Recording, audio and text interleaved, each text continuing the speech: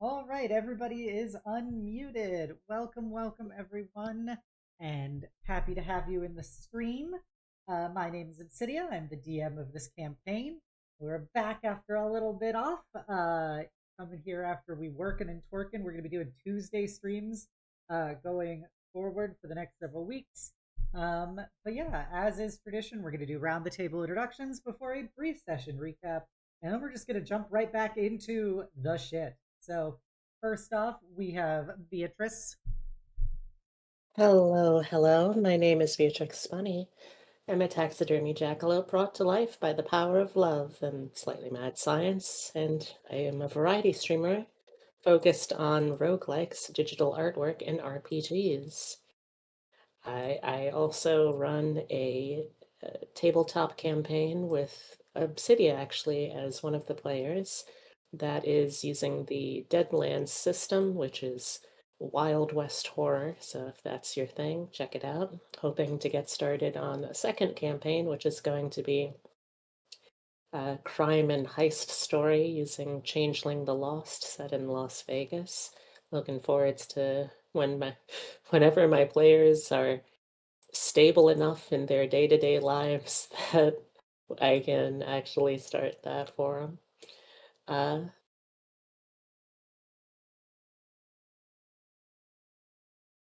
Oh, oh, oh that's my God. weird. Oh, I'm embarrassed. I'm kind of just like out in the open. Everyone can like see me.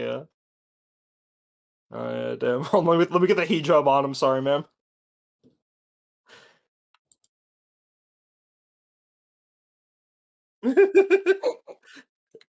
Now go back and make out the queers.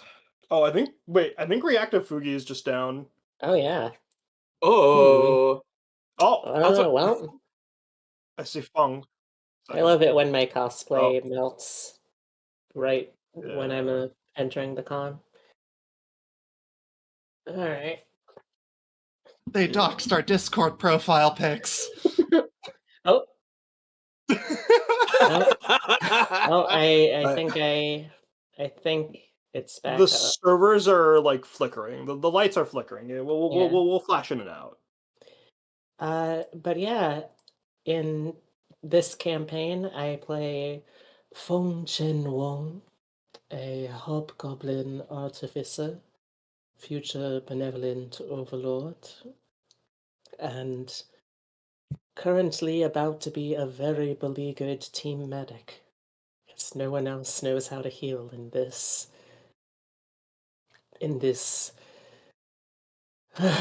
ancestors' forsaken party.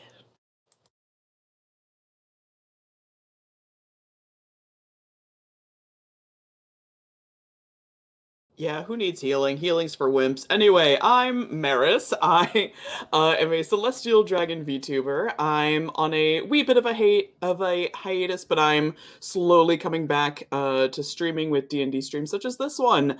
And while I'm here, I play Soleil, the party's hot pink werewolf fae tiefling himbo with just a single brain cell rattling around, which is currently not being used because we're in combat and I'm a marshal. So yeah, happy to dive right back into it. Thank you, Maris. Next up, we got Sip. Oh, hi, that's me, Sif underscore VTuber, living suit of armor. I do art, I do game, I do work on video essay, like story time video. I'm really excited with how the script's coming along. I can't wait to animate it. But yeah, I'm here to roleplay as Nafisa, little silly hijab wearing girl, Drake Rodden Ranger, with big axe and big dog. The dog is Stone. But yeah, well, glad to be back. I'm very happy to be with everyone. Gotcha. Thank you, Corey. Um, and Chad thank is you. saying Obsidia is a little quiet. Yep, that's why I just said thank you, Corey. Oh, I'm ahead of the game. But yes, thank you, Sif.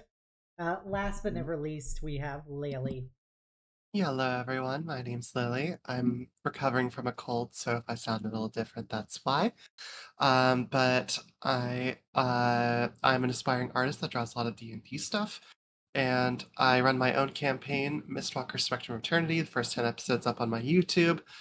But tonight I'm playing Aurora, the Scribes Wizard Sheep Girl.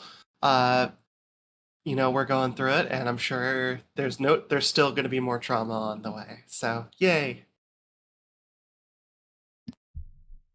Thank you, Lily. Yeah, this campaign is proof. You don't need, evil liches or evil gods or something. You just need capitalism. That's the easiest way to inflict despair and trauma on your players and the world as a whole.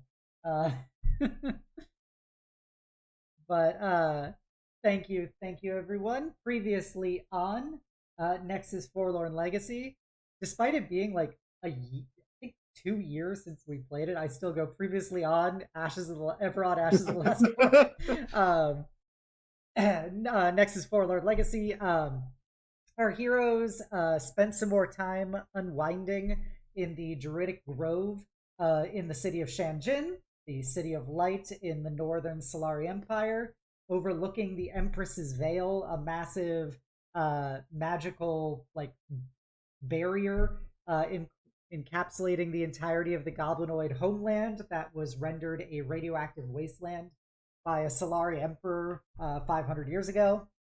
And while they were talking to Nafisa's aunt, the high druid Wisteria of the Order of the Radiant Shield, or the Circle of the Radiant Shield, who is in charge of basically maintaining the Empress's Veil. And when elemental rifts happen, corrupting the plane of fire and other planes potentially, but fire is usually the most relevant for it, she has to journey in. There are other druids who do it as well, but just to journey in and basically shut down the planar breaches before they become too strong and insane corrupted radiation elementals start pouring into the city and world as a whole. So the party agreed to join her for one of these breach seals. They talked with her and kind of vibed out in the grove, doing some art, playing with cute elemental animals. Nafisa learned some spicy lore about her family, and also her mother's adventuring party.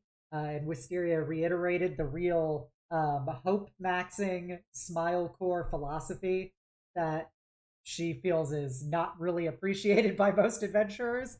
And also gave Soleil some options of saying, hey, if need be, if you ever want to return to the Feywilds, I can take you there. Just have to ask. And with that, everyone got suited up and ready and went into the past the military defenses of the various fortifications and emplacements overlooking the Veil, and entered the true radioactive wasteland of the Desolation of Ryuji, formerly the land known as the Royan Row of the Goblinoid people. And as they entered, they were immediately confronted with just the sheer silent putrescence of the place. There was no life, no sound, no movement anywhere, just nothing but light and death everywhere they looked.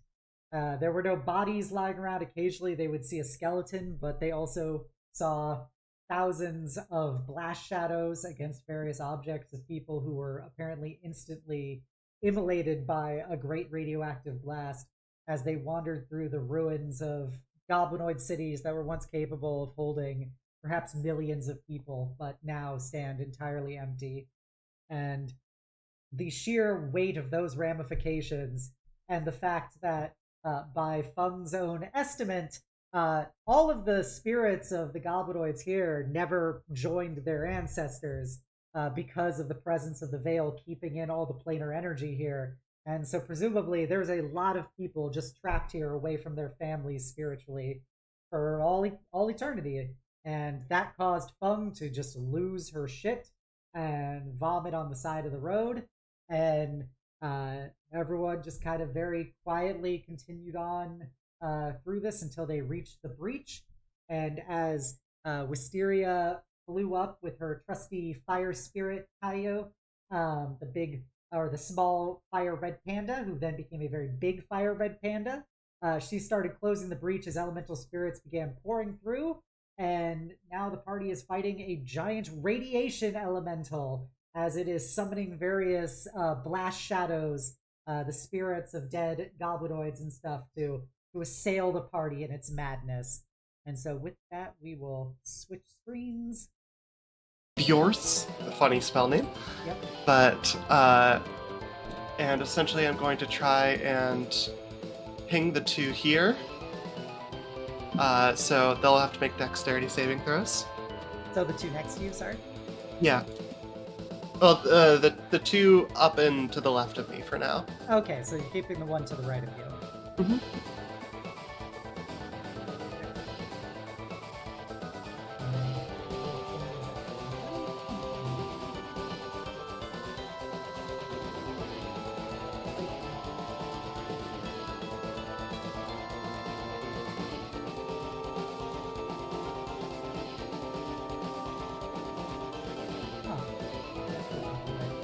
Oh well. Sorry. So they are making their saves. Oh, ignore that. I was just doing this so I could post the description. I rolled a 9 on the first roll. Okay. These are the flash shadows. I realized I was linking the wrong version of roleplay, so I hate to see it. This is like, this is dex based? Mm-hmm. Alright. This is 20. That 20, Jesus Christ. Wow, okay. Well, they definitely both pass, but it's 9 necrotic, so Okay, so it's half 18. to 5, or 18, yeah, whichever way you want to do it. Oh, sorry. It's, have, I think it would, does it double first then half? How does that work? I mean, Or- it would half it to I think 5 just and then equal out. double it to 10, but we can equal it out We're too. just I gonna do think like that's advantage fine. and disadvantage, so just equal Okay, out. sure. We'll just take the 9 damage, Sure. I imagine they're both still standing. or it's 7 damage, unless you get anything else happens. No, it's I rolled the 2d6 above it, then there was the 7 from the actual roll. Gotcha. Okay, so it's 9. So lucky you kills that one, and that brings that to it is exactly enough to kill the one above you. Okay. So those two are currently dead. Then the second one I'm gonna there's like weird angling bullshit I'm not gonna bother with since it's a 5-foot radius. Angle it essentially to hit both this one and the big one. Okay. But I'll just use the 7 there since I already rolled that one. So Okay. 7. Let me roll my save. Mhm.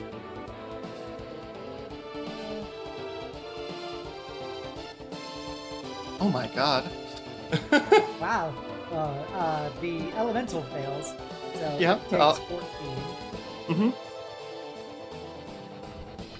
And then the last shadow. Well, it only had 1 hit point left, so lucky you. Okay, well, that works too then. How are your meteors being expressed?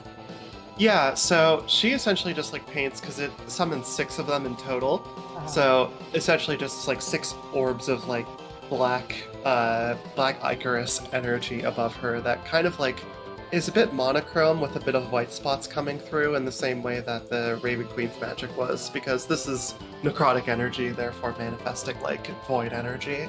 Gotcha. Just finally got the bloody thing straightened out. But yeah, so yeah, the blast of energy really just is. You see these blast shadows basically just kind of immediately collapse into themselves with the necrotic energy hidden, and they just, you don't even actually get the last moments of those shadows. You have, with the apparently the necrotic hitting them, it just so quickly obliterates the concept of them that the spirits can't even reflect off of you. And I imagine just at this point, kind of putting all this evidence together, even though I don't think anybody has necrotic damage, she'll probably just shout like, seems like, I know, Wisteria said entropy, if you got like necrotic stuff, I don't know. Just panicked, but just trying to throw out help if it applies to anyone in character. I got rock.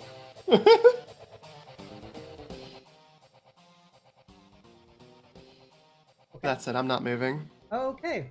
With that, it is Feng. Okay.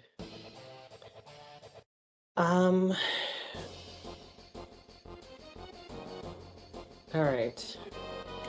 Let me start by going...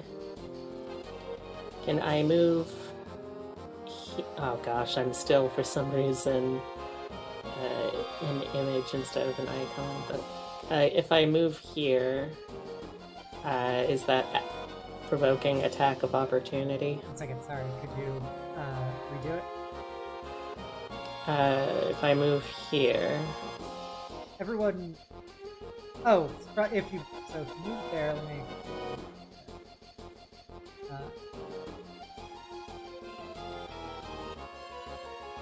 This is reach range, so you can move within this set of squares and still be in his reach, but if you move here, you're going to be out of his reach and he gets to combo you.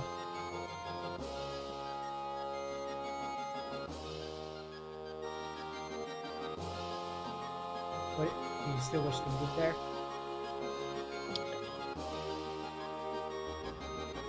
Just checking. So, hold on, is this higher ground than down here? Can you move your token back to where it was for a second? Sure. I need to click on something for it. It's looping behind all of the spirits, so I couldn't actually see where it was. Okay, so you were asking if this is higher ground, slightly higher. Like, from where you're standing, it is, like, a couple feet higher.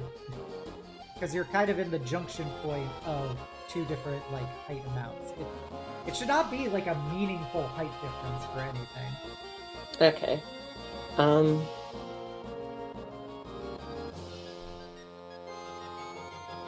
Okay.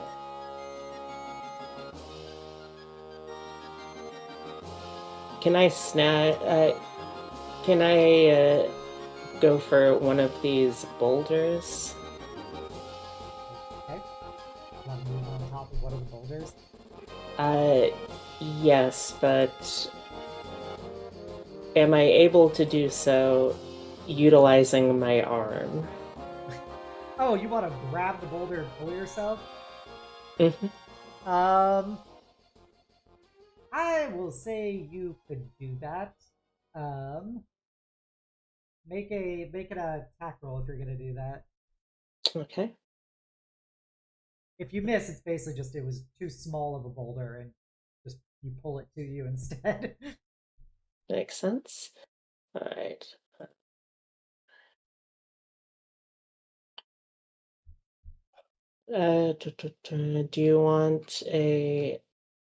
Do you want an attack roll or Like as if you were doing your normal arm attack.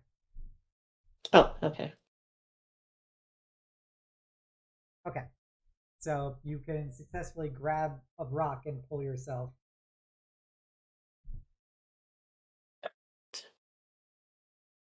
Let's see, I think the only rocks that are close enough would probably be like these ones over here. So yeah, I think I'll have to go for that. Which means I am going to be moving out of its threatened area. Okay. That also means, though, that because I'm traveling by grappling hook, attacks of opportunity have disadvantage on it. Okay. You be that though. Let's see if I can fondle you anyway. I'm sure you'll try. That's a nat 1. I fail to fondle you. It's like I'm attacking Aurora. Jesus. pull yourself away.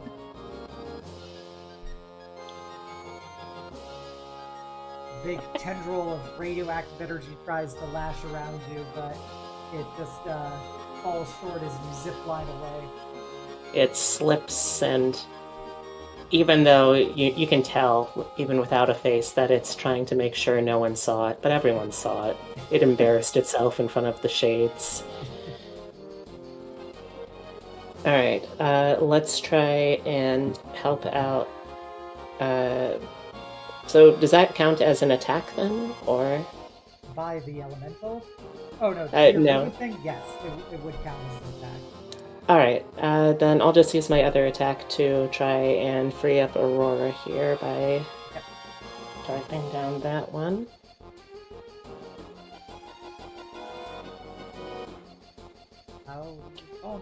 With the 28, you easily hit your bomb. For 14 damage. Okay, that is enough to kill it. As you slam into this one, you have the image of a elderly hobgoblin mother who was tending a garden until a flash of light. Great. Anything else? Okay, well, with that, I'm going to move. So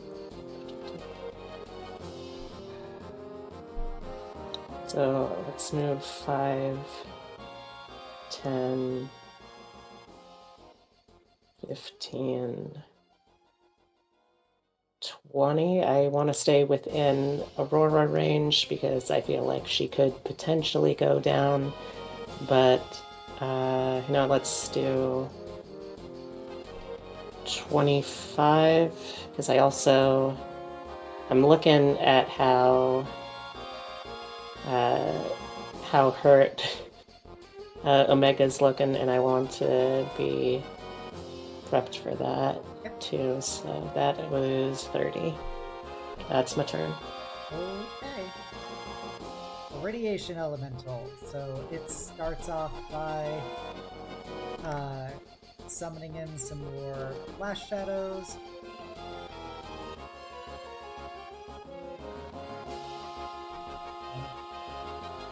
Your voice away.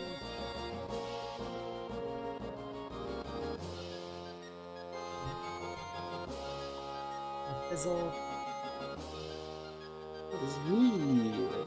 Alright, so a bunch of flash shadows spawn in. And they are gonna try and fondle some people. Just the way you guys like it. Radioactively. Radioactive. You know, I think I made this joke like a couple sessions ago, but I really, really wanted to name this like quest radioactive specifically for the Imagine Dragons joke, but it required too much like explanation to justify it as like a title. I mean, if any of us go down, we will be waking up to ash and dust, so... Oh my god. Alright, so I'm gonna be fondling everybody here. And then this guy...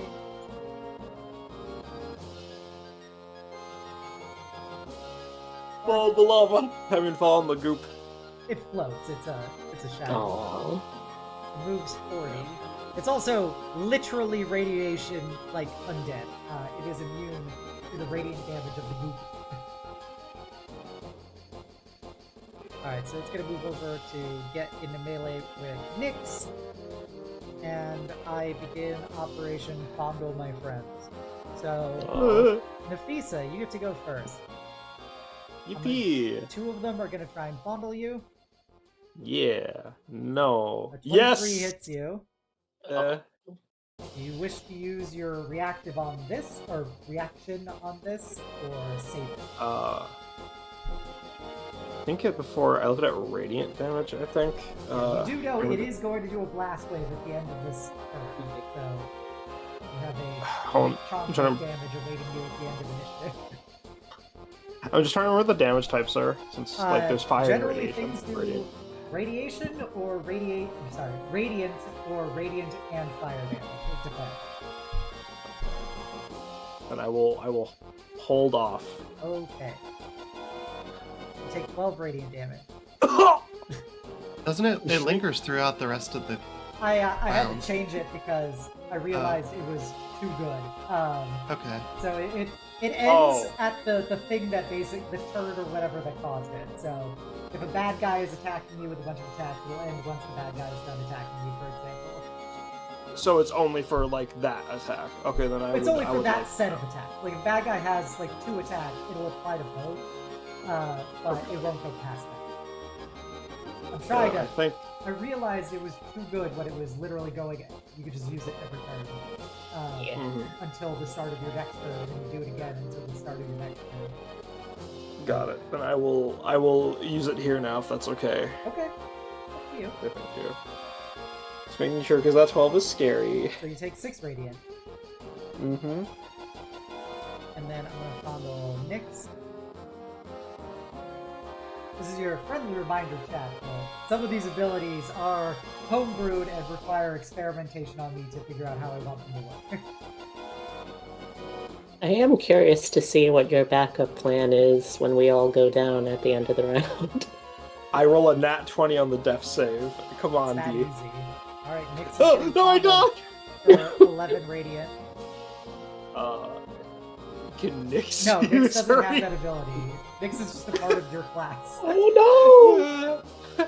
But she's Nyx. She'll take it. Yes. Okay. One more thing. Those don't apply stacks of radiation, right? Or do they? They don't. The blast shadows don't apply stacks of irradiated, only the radiation elemental. That would actually just be the worst. Yeah. That would be perhaps.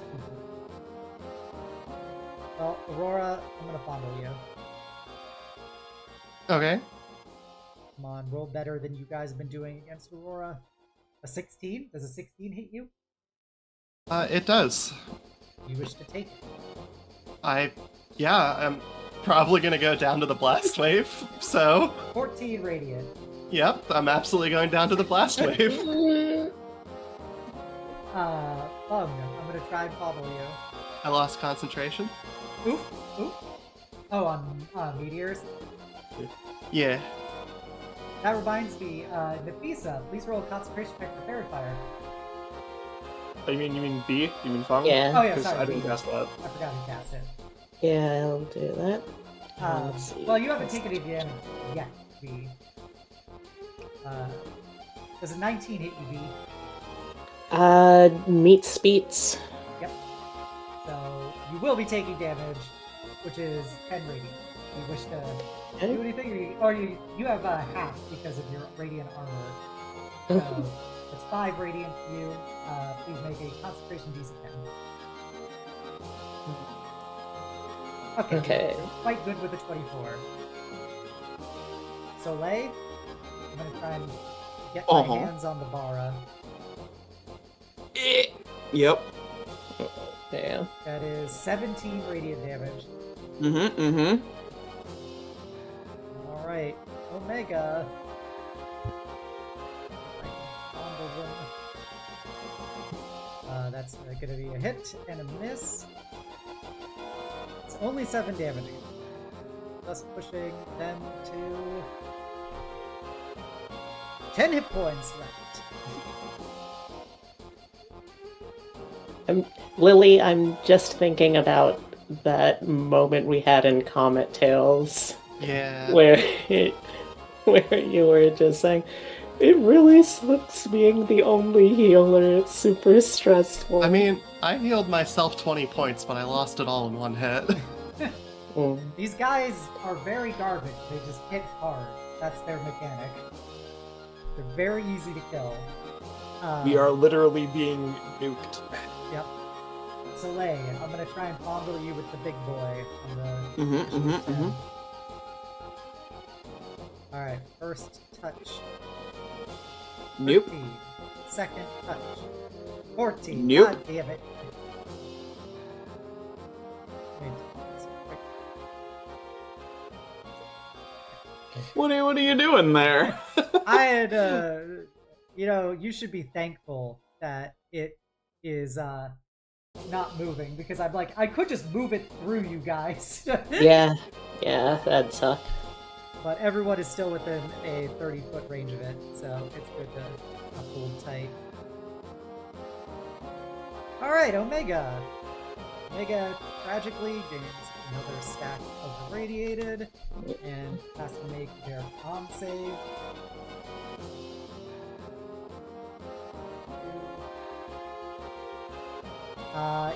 With the -4 from their irradiated stacks, they actually failed the DC 15.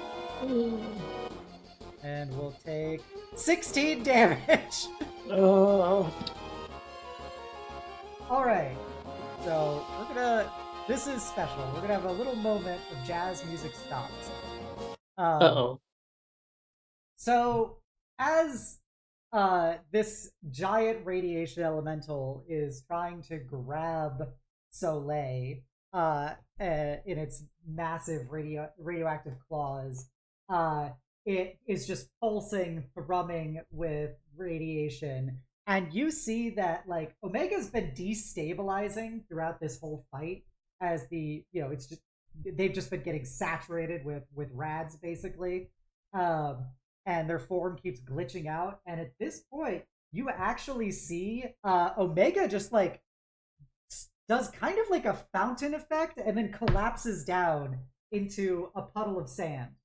And you actually notice a crystalline blue substance forms over the puddle of sand, which is odd. But Omega is quote-unquote unconscious, and is currently a crystalline lump, which is something you've never seen Omega like before. Everyone who is... I'm going to say everyone except Soleil and Nafisa. So Aurora and Feng, please make Arcana checks. Okay. Only an 11. Yeah, same. No dice. Yeah, it's a strange blue crystalline substance. Nafisa can't see it, and Soleil doesn't know what it is. So, Oh, that's horrifying, but we'll have to wait until after all the other horrors. all right, Nafisa, what do you do? We need to end this like Yesterday. fast. I am going to use my bonus action to cast Zephyr Strike. Okay. Nafisa will that's 3 damage on my next attack. Okay. I no longer provoke attacks of opportunity. It's the big thing. Since I can't command Nyx by default, she will take the dodge action. Okay. I'm just gonna go here, here, here, and then can I make a jump here? Yep. Make a athletic check. Oh. Come on. Alright. That's a 9. Oh, Nafisa! You're gonna take a little slippy slip. Alright, what happened to me, Obs? Alright, so you can, land, as you're jumping over, you can land, like, next to the thing. You're currently in the gloop, a bit, and you are going to take... You're not fully immersed. You didn't roll, like, a nat 1. So...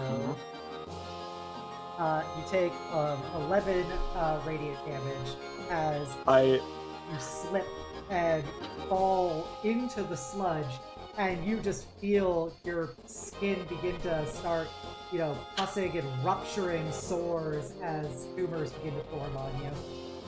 Well, I'm out, guys. Oh no! God damn it. Oh no! I should have just used the bow, but I got... Oh. Well... Oh no! You hate to see it. You had a So, plus yeah, 7. You needed to roll a 3. So yeah, Obs, what's your plan for when we all go down? Okay. I there are plans. I got plans with the plans over here. My aunt is right there, guys. Don't worry. Yeah. He's like Yeah. level 20 druid, right? Yep. Soleil, as I rapidly... Okay. I'm, starting to realize that maybe planting myself right in front of the giant nuke was probably not a great strategy, but here we are. So I'm gonna do what I do and do my, my series of attacks that'll hopefully hit.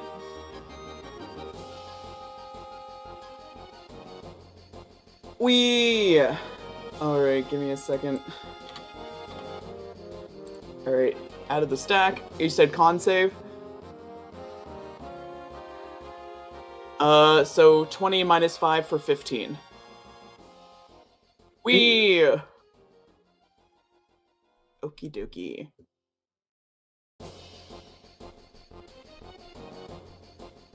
$23. I think you still have advantage from Yeah, the fairy Feng fire. is still conscious, so Hot you still get dog. advantage. Alright, 27. Oh no, I guess minus 5, so 22. That still hits. To I guess hit. AC of Yep. 13. Yep, for 13 slashing slashing, and 1 cold. Okay, impressive. 13, so that'll just make it for another 9, plus 3 cold, and bonus action squeak 1 more in, for a 23, for another 10 slashing, and 4 cold. Even 40 damage. Whee! If it makes you feel better, this thing is quite picked up by that. Excellent. Excellent. So, yeah, you start tearing into this thing, and you're going to take a bunch of damage right now. So it goes. So you hit 3 times. That I did. You take 26 radiant damage. Ow! How's everybody's health looking right now of the people who aren't Sith? I'm Not if great. the blast wave does 60-10, there's a It very doesn't do low 60 chance. because, it's a fireball that they Okay. That's so much better. I'm just Yeah. clarifying. I'm technically within the danger zone, but I probably have the most HP out of anyone right now. I have 12, so unless I succeed and Oh. use the reaction, I'm definitely going down. Unless Also, it's a terrible roll. I just realized something. Yeah. The rules of the Drake Familiar, since you're unconscious, Nyx can do whatever now. You're now playing Nixon. Yeah, but my turn ended, so Oh yeah, but doesn't Nyx still get an because I action? burnt my bonus action as part of that turn, that goes forward, so Nyx automatically just takes the dodge. I'll be assuming control on my next turn, and that's how I'm assuming I think it works. that's the logical way Okay. to do it. Yeah. Alright, Soleil, so you took a bunch of damage. That takes us to end of the turn. Blast wave time, baby. Nafisa, you get a automatic death failure. And please make a con save for Nyx. And But wouldn't I be doing that on my turn for the death save, or? it's because you're taking damage from the blast Oh, wave. okay, top of round. Okay, gotcha. It's not And the then top, it's Nyx- the bottom of the round. It's activating the Right, blast right, wave, right. which is My bad, AoE I was 30 using feet my in every turn. direction. Constitution. So you and Omega get one failed death save. And then everyone else, please make con saving throws. That's a failure for me. For Nick. That's Ooh, a failure. that's- failure. Blood. Yep. Love to see it. Love to see it. Alright. Need an advanced roller for this. Oh boy. It's slightly too many dice for me to do it the other way. 36 Oh, yeah. radiant. If you haven't used your reactions, guess what? You can't use them because Omega's unconscious. Well, I'm down. Okay. I think it's a full party wipe. No, I'm still up. Oh, you are? Still up. Let's go, Fung! I am barely up. Let's go, Fung! Enough to Hold die the to line! the Alright. tick at the start of your turn. Hold on. I need to do mental math. I am at a whopping 8 HP. Hell yeah. You love to see it. Oh boy. Alright, everybody. I'm curious, is Nick still up, Nafisa? Nick. Oh wait, after the 26, no, Nick's is down. Sorry Okay, about so Nick's is down too. You killed her dog, too. that. I feel like Brennan. Nick's I'm gonna kill the dog. Crumbles into gravel. digs a little hole to hide. Alright, so She'll be back after a spell slot. A little rock conveniently falls and forms a tombstone. so yeah, everybody who was dropped unconscious, yeah, the massive heat and radioactive light hitting you just causes your skin to blacken and, you know, cancers to form on you as you just become blinded. You feel like your eyes are boiling in their head as you fall down. And, you know, perhaps part of your skin is now its own little blast shadow on the ground. But Aurora, please make a death saving throw. Okay. Where's my sheet again? My sheet disappeared. One sec. Oh god, I don't even remember how to roll death saving throws. You click on Use It's, the uh, death save button. Flat d20. Oh, there it is, yeah. 19. One success. Oof. Alright, that leads us to the one conscious person. Oh, What do you do, boy. Fog? First off, I'm going to shout out to Wisteria. We are all deceased. If you could assist us very quickly, that would be greatly appreciated. Okay.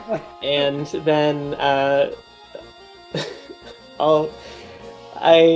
I just turned to the ragdolled body of Aurora on the ground.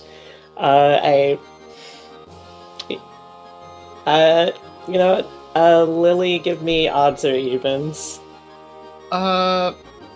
You don't want my luck, I'm gonna be honest. That's fine, trust me. Odd. Alright, in the heat of things, I just put a hand squarely on your wide childbearing hips and ass, and I'm going to pop a level 2... Yes, a level 2 Cure Wounds. Okay.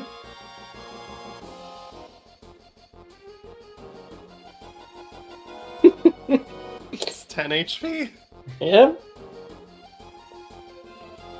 Oh wait, I stabilized at the start of my turn because I have a periaptive wound closure. Oh, easy peasy. You're conscious. Anyway. So, it I'll kinda say didn't matter. I'm healed. Yeah, I just remembered that. Okay. I was technically stable. Gotcha.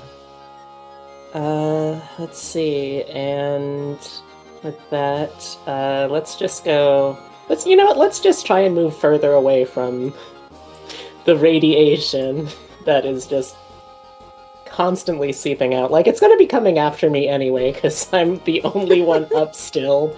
But you know what? Sure, let's go. 1, 2... Well, this is the end of the map, so I can't really do much else. You're also, you want to try and risk 2 attacks of opportunity? Off the map, where is Wisteria? Wisteria's above you guys. She's flying above you right now. I don't know. I'll say she is 60 feet in the air above where the elemental is approximately standing. Alright. You know what else is within 20 feet? A cliff wall. I can't do that anyway, though. I already used my action this turn, don't worry. I'm not going to cheese it. Okay. Let's see. I've got the highest AC in the party, I think, so... I mean, either I go down here and we accelerate into whatever comes next for this fight, or I don't go down here and we spend another turn basically just doing nothing other than dying. So yeah. Just roll that. Me and Maris got this. We'll roll that 20 and kill the thing. Don't worry. All right. You know what? I'll move.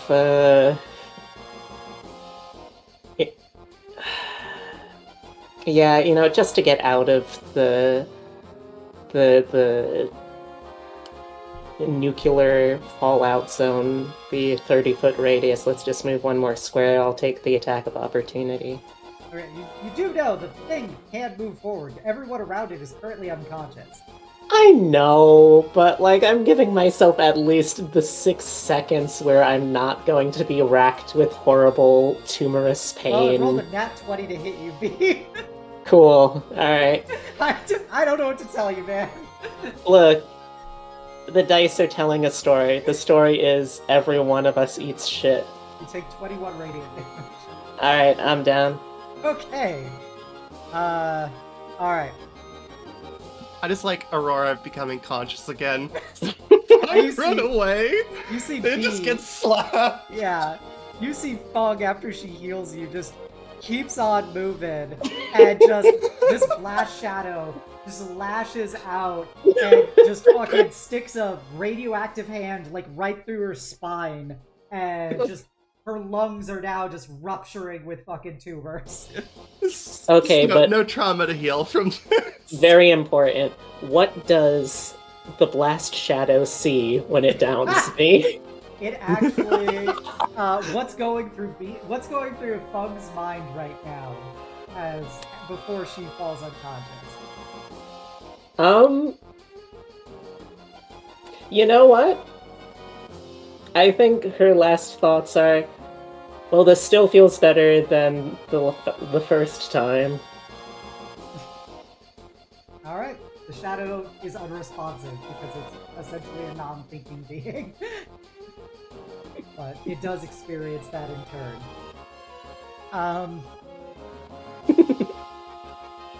Okay.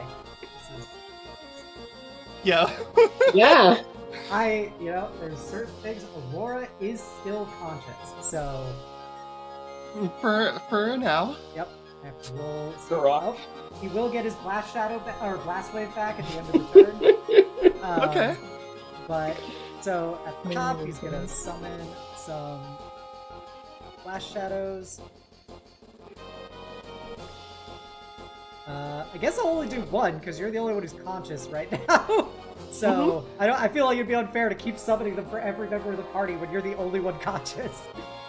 No, Nethris, it's time for Nethris to earn her rent, Yep. Yeah. Yep. So one blast shadow appears next to you. Okay. Alrighty. This is not going to be any sort of trauma loaded into Aurora's life right here. I am... Being the only one standing, surrounded by dead bodies and nuclear wastelands. Yep. On the bright side, we both got to experience that. You're not wrong. You are Yeah. not We'll, wrong. we'll have so much to bond bonded. over. Trauma bonded. That is That's a hit. Oh, yeah. 22. 16 damage. Aurora. Back down. Half it to 8. Oh, you're up on that no, too. I can't do that. Never You mind. can't do So it yeah. because Yeah. Omega's unconscious. No, yeah. No, 7. Alright. Alright. Alright, Ops. How do you want to do this?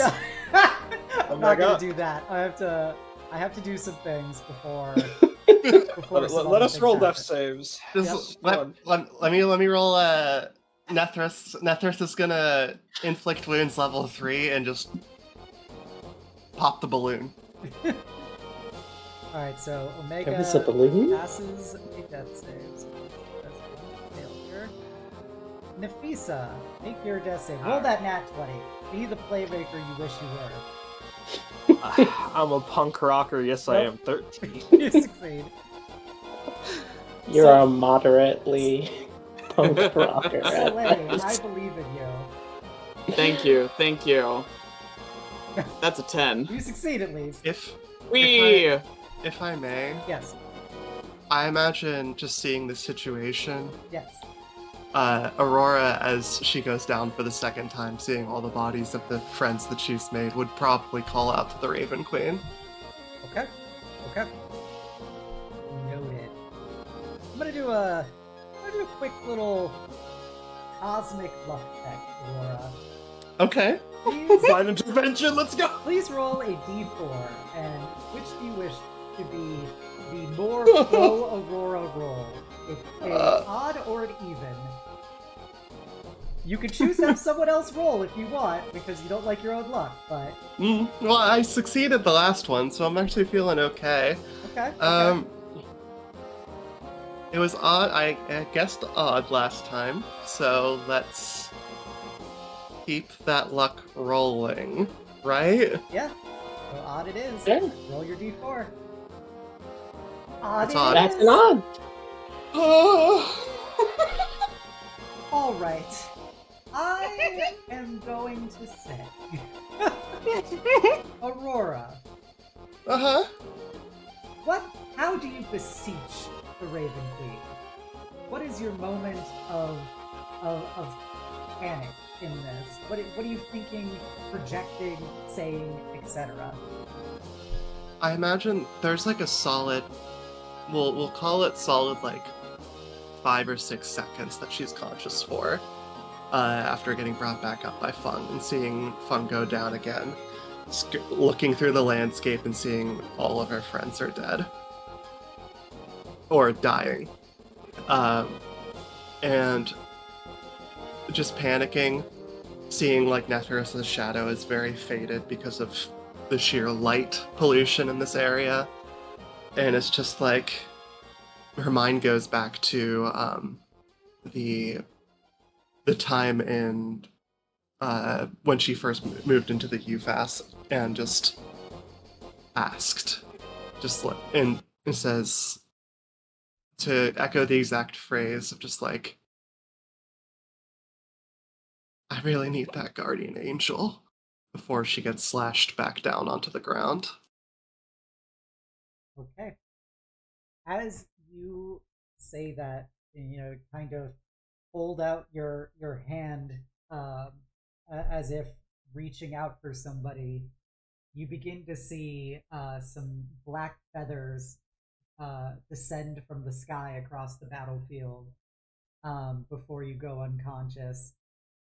And you see that your hand reaching out for help, the blackness, the grayscale of your hand begins to stretch across the entirety of your left arm as all of the color begins to disappear as the feathers appear. And Wisteria is technically the only person conscious right now to see this. But Aurora, before you go fully unconscious, you feel just a sharp, pained claw, like gripping your heart and squeezing. And then that squeeze, as those talons, it feels like, are puncturing into it, begins to pulse, like it's beating your heart for you, but in the most painful way ever, as it's impaling it to get it to move in its hand.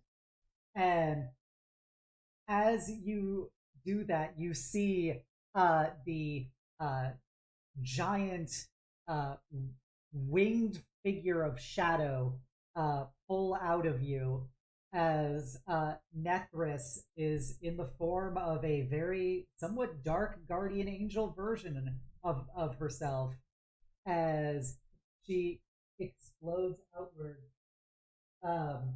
in just this darkened, grayscaled light that pulls the radiation into it as if it was its own void, like a black hole, essentially. And you, everybody present has their irradiation stacks disappeared as the black hole energy is pulling them out of you.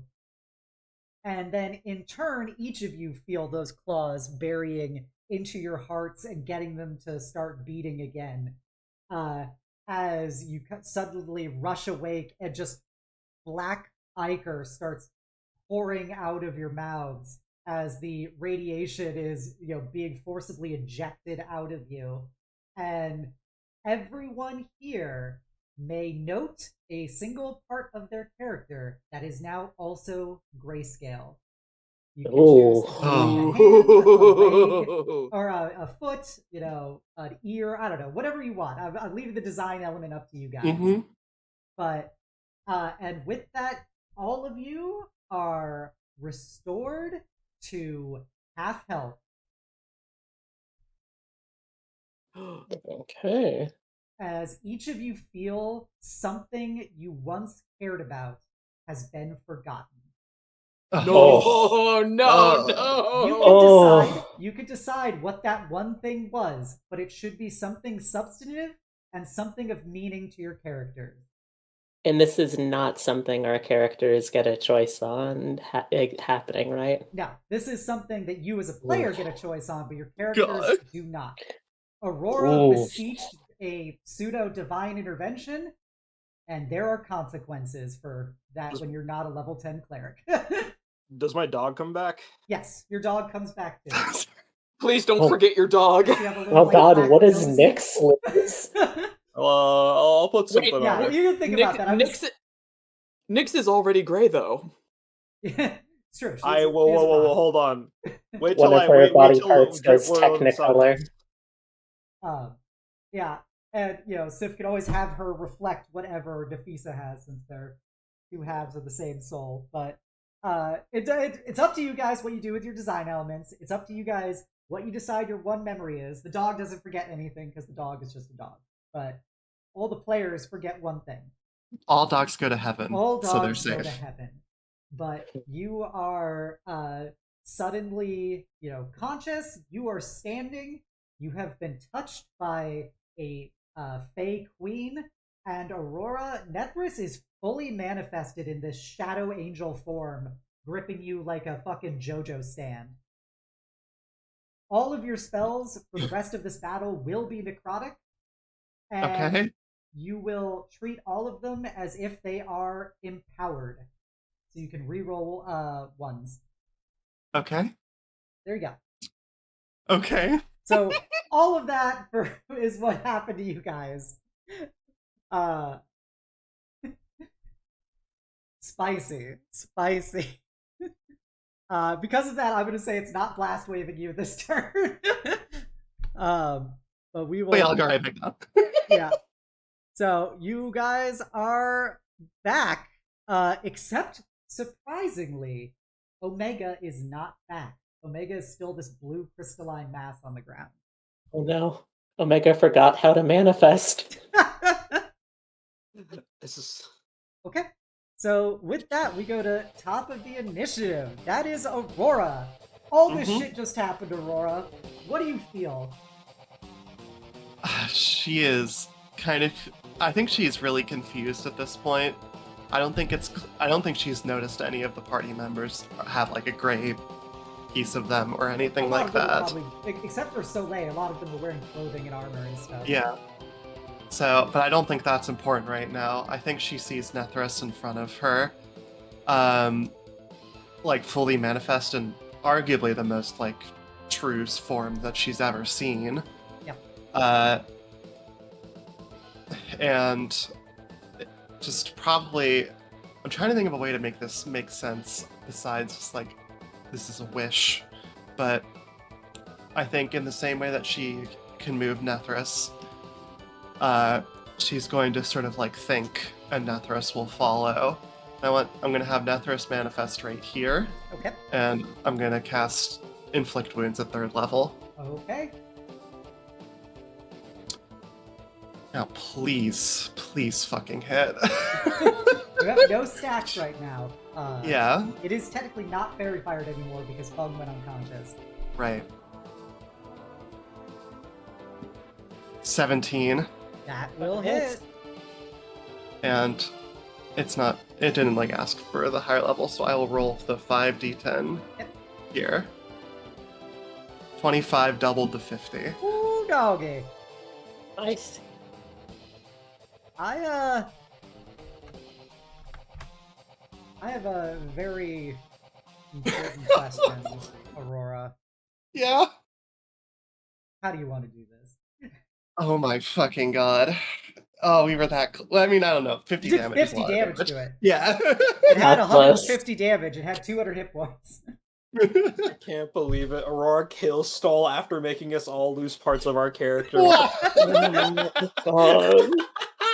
Man, if you just waited, we could have, been still conscious. Yeah, let We me were roll all- that. I had one more death save to roll. Come on. So gosh, this is something. I imagine that as she just sort of like Aurora probably just says thank you while still kind of like being on her stomach because I didn't specify her getting up. And just kind of points, like sees Nethris look back and down at her in this angelic form, and just points at the radiation elemental.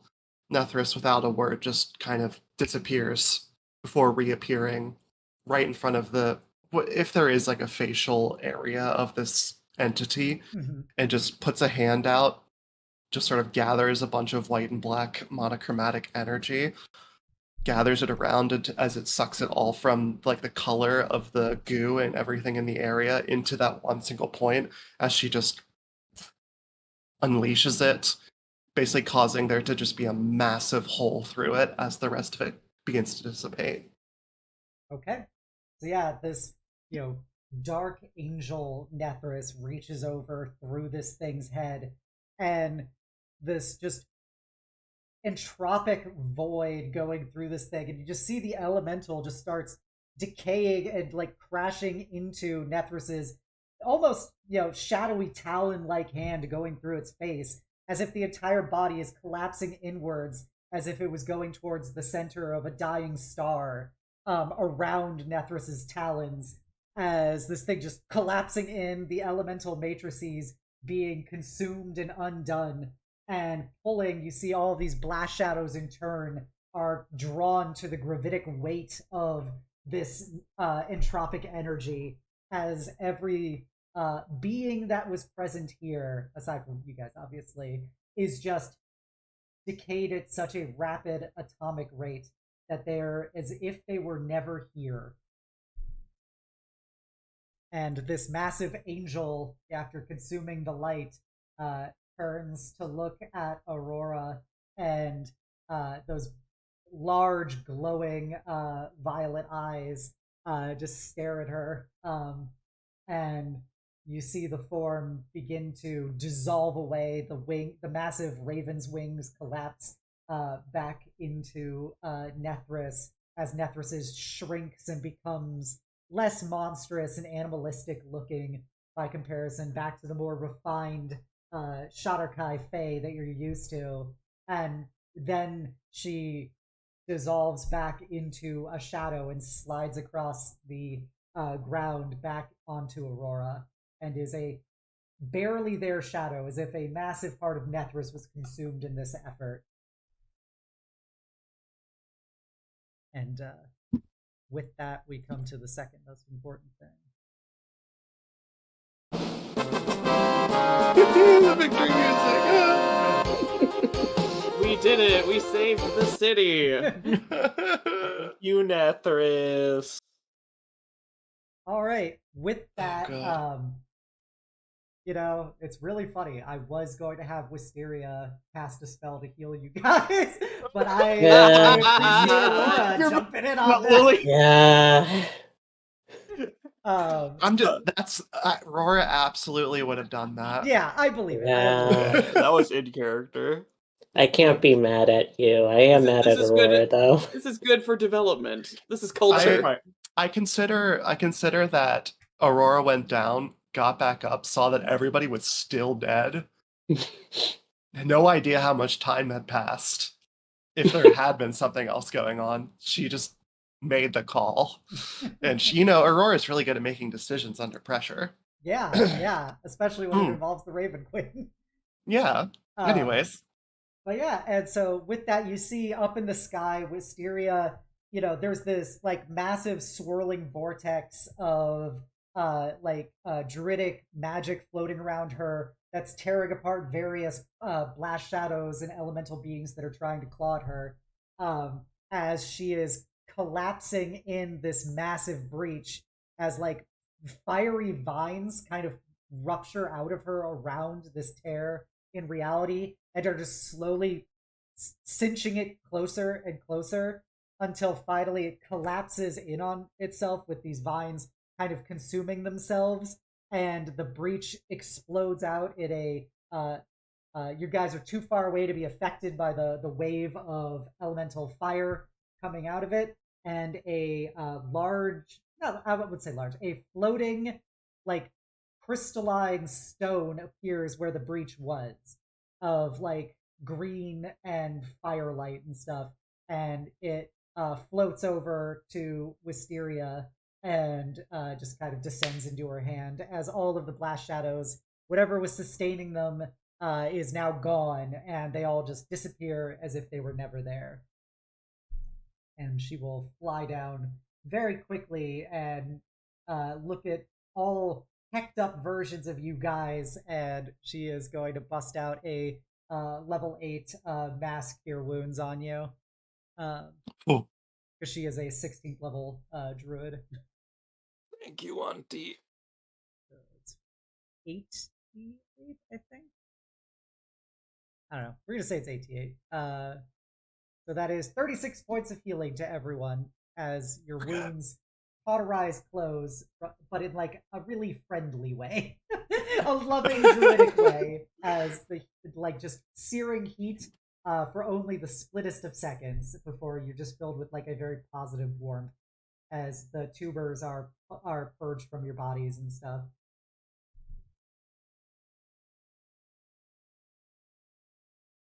And Wisteria looks at all of you quite concerned and panicked as Taiyo, starts shrinking back down from his, very large flying red panda to his normal sized small red panda.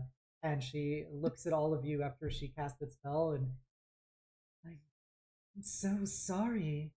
Are you all right? I saw that you had all fallen, and then she looks over at like Aurora, and Aurora, make an insight check. Oh, I'm great at those. That will be it's a natural 19. A nat 20 equal to 19. She is very concerned and a little bit afraid of you, Aurora. As she looks at everybody and asks if you guys are okay. She goes, I wasn't able to get to you in time. I think, if I may, Aurora, her whole left arm is now black and white, right? Yep. Yeah. I didn't get a choice. I just wanted to make sure. Yeah, you did not get a choice because this was already your pack. I know. I just imagine she is clutching her arm and just looking very kind of wistful about it, but is probably not speaking. Okay. Does anybody else want to talk at all? If she's gonna do the thing she does with every older person and every older family member left, she's gonna walk up to Wisteria, then climb back up her, and then say, I want to go home now and sleep a little bit, Auntie. Wisteria will grab Nafisa tightly and hold her against her, and you just feel that warmth, Nafisa, as she holds you close and strokes your shoulder, I guess. I was about to say your hair, but I'm like, you're wearing a hijab. She can stroke the hijab. It has a braid. And we will look at the rest of you and be like,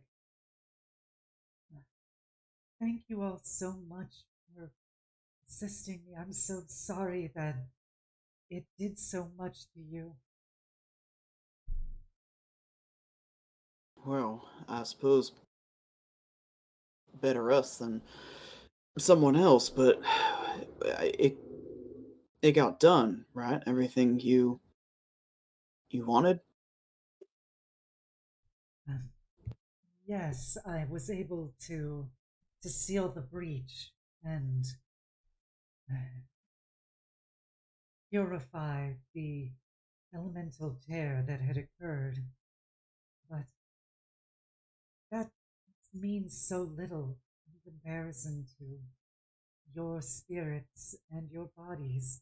And I just want to make sure that it was really worth it.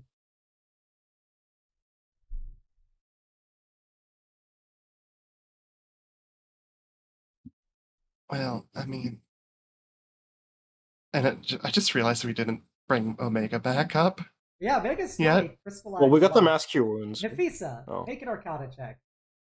Yeah, okay. That's an 11. Okay. Everyone who's done this got an 11 on their Arcana check. Quite impressive. Yeah. I think I will. I can put Omega in a little jar for now. I mean, the reason we came here is because this is where she thought that. I guess this is where our goal was. So. I guess we have to Omega's figure out if we did that. Omega's still not reacting to anything, right? Nope, Omega is just a crystalline puddle. Nafisa's like very like between the memory loss, the touch of Fey Queen magic, the black ichor still like coming out of her snot. She's not very thinking straight. She's gonna cast Goodberry and then chuck all the berries into the fucking goo. Just emo. smush them in. So you Just put them in the. squish these Oh. good berries against the crystalline substance. I'm not gonna squish it. I'm gonna leave it there. Like it's gonna digest, you know. Okay. So you leave some good berries on top of the crystal. As you get closer, Nafisa, you actually feel a very strong magical presence from this crystalline form. It's hard to like place it, but it definitely, kind of like how you're in this radioactive wasteland and you feel that aura of radiation. Kind of like when you're at the Dragon Mansion, you feel the magical radiation of the presence of two very powerful dragons constantly kind of saturating at you. This feels like it is emanating its own type of energy, like an arcane energy.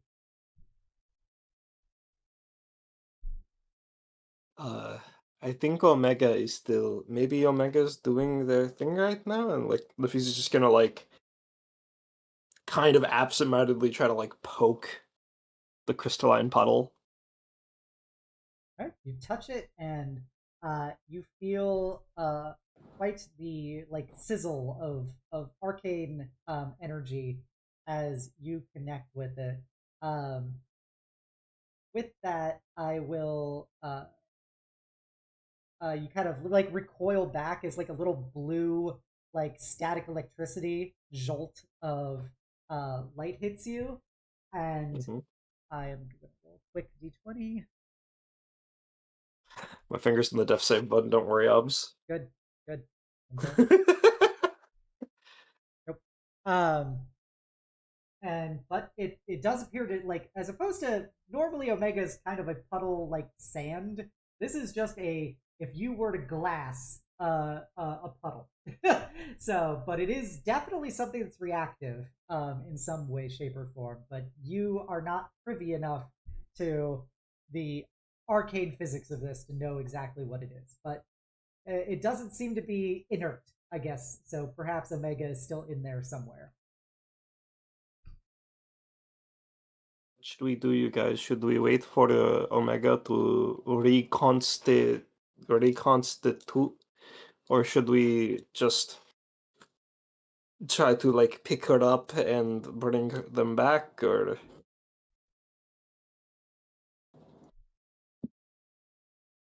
I don't rightfully know. I mean, they're kind of the reason we came here in the first place. And we're not likely to get another chance without another disaster to attend to. Auntie, could we wait here a bit then? Would it be safe? Wisteria kind of looks around and goes, "There is nothing about this place that would ever be safe. Let me try something." Wisteria will walk over and she will extend out her hands, and you see some druidic energy come from them, and the crystallized substance begins to kind of like crack and reform, and you see Wisteria, some would say shaping as if it was stone, the crystalline matrix that is Omega right now into a vaguely Omega-like shape. And with that, you then see all of the crystallized substance actually collapses off of Omega, as if, the crystal just shatters around them and falls to the ground. And there is a vaguely Omega shaped glob of Omega, because it's not Omega's usual form. It's kind of a rough clay person version of Omega, before the form starts like adjusting back into traditional Omega. And their eyes are like spotlights right now. They're so brightly blue before they begin to like adjust and dim, and Omega starts like cycling their eyes around, looking at all of you. And they're always very impassive, but you guys have known them long enough at this point. You notice there is a degree of enlightenment, is probably the best way. It's like whenever Omega learns something new, is kind of the vibe that they are giving right now. They discovered something.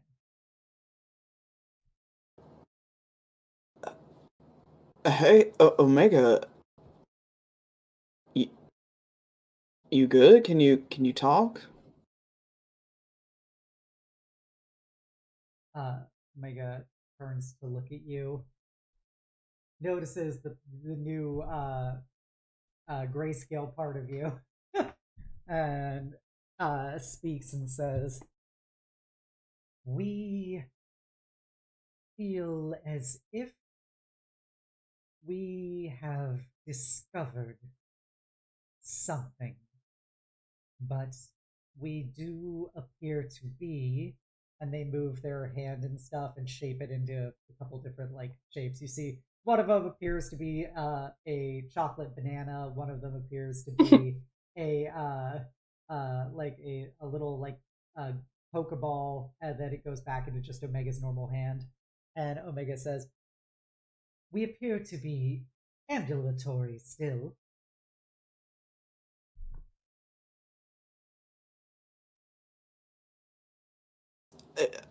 I mean, is that something that can be fixed? Can we help you with that at all? No, ambulatory is good. Oh, right. Yes, we feel as if we can move again, and That's good. we believe that the high degree of planar energy, albeit in a corrupted and unrefined state, did provide some needed exposure to us in a way that we did not know we needed. And we believe that this is potentially a reaction to that, as they pick up some of the blue crystal shards on the ground and hold them in their hand before like scattering them back onto the ground.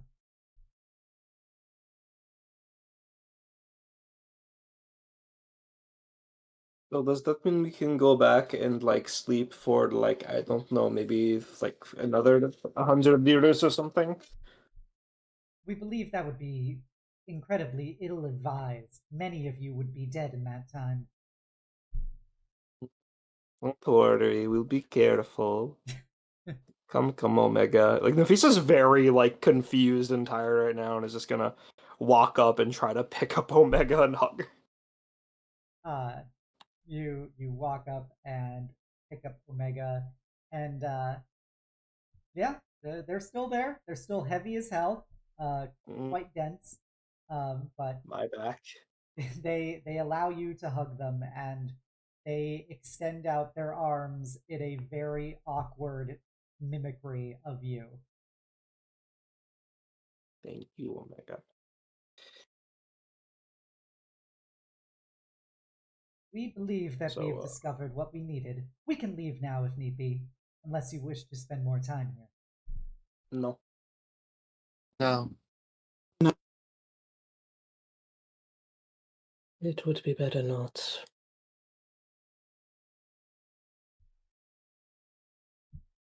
Wisteria will go over and hug each of you guys, giving you a big hug and finishing whatever healing you guys needed. As she gives you the most rejuvenating hug with your wounds. Your somatic component can be whatever you want. And everybody is fully healed, and Wisteria will say, "Well, if you like, we can begin the journey home."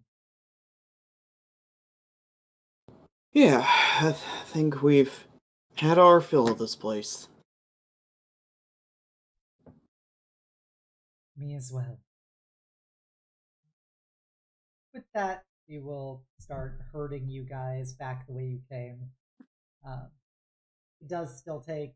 Actually, at this point, she is going to transform into a large, like, fire elemental, like elk, where it's just got like little volcanoes, like spouts for each of the chunks of its antlers. And she becomes basically a dire elk, and you guys can ride on her back to help get you back faster. I remember when you did this when I was baby. Thank you. Oh, because she's nuts. But it's a very loving and kind ma. Sorry, Auntie, I cannot take the time to speak with animals. I love you too.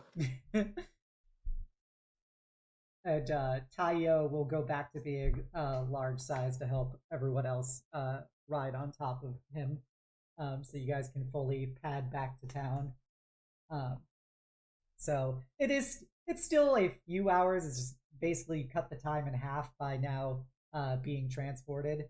And you get back to the edge of the Vale, and Wisteria will return back to her plant form and hold your guys' hands as she leads you back through the Vale. Do you have any final thoughts or actions before you depart the Desolation?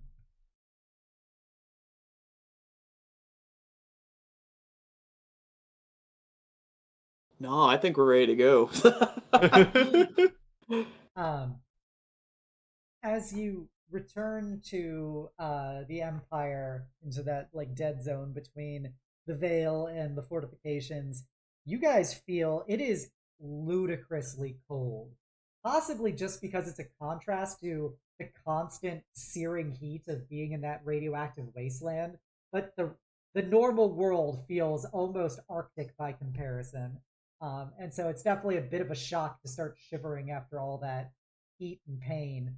But thankfully, when Wisteria notices how you guys are reacting, because she's done this many times, she starts glowing with like earth light, basically, and you guys are all temporarily what's that spell called?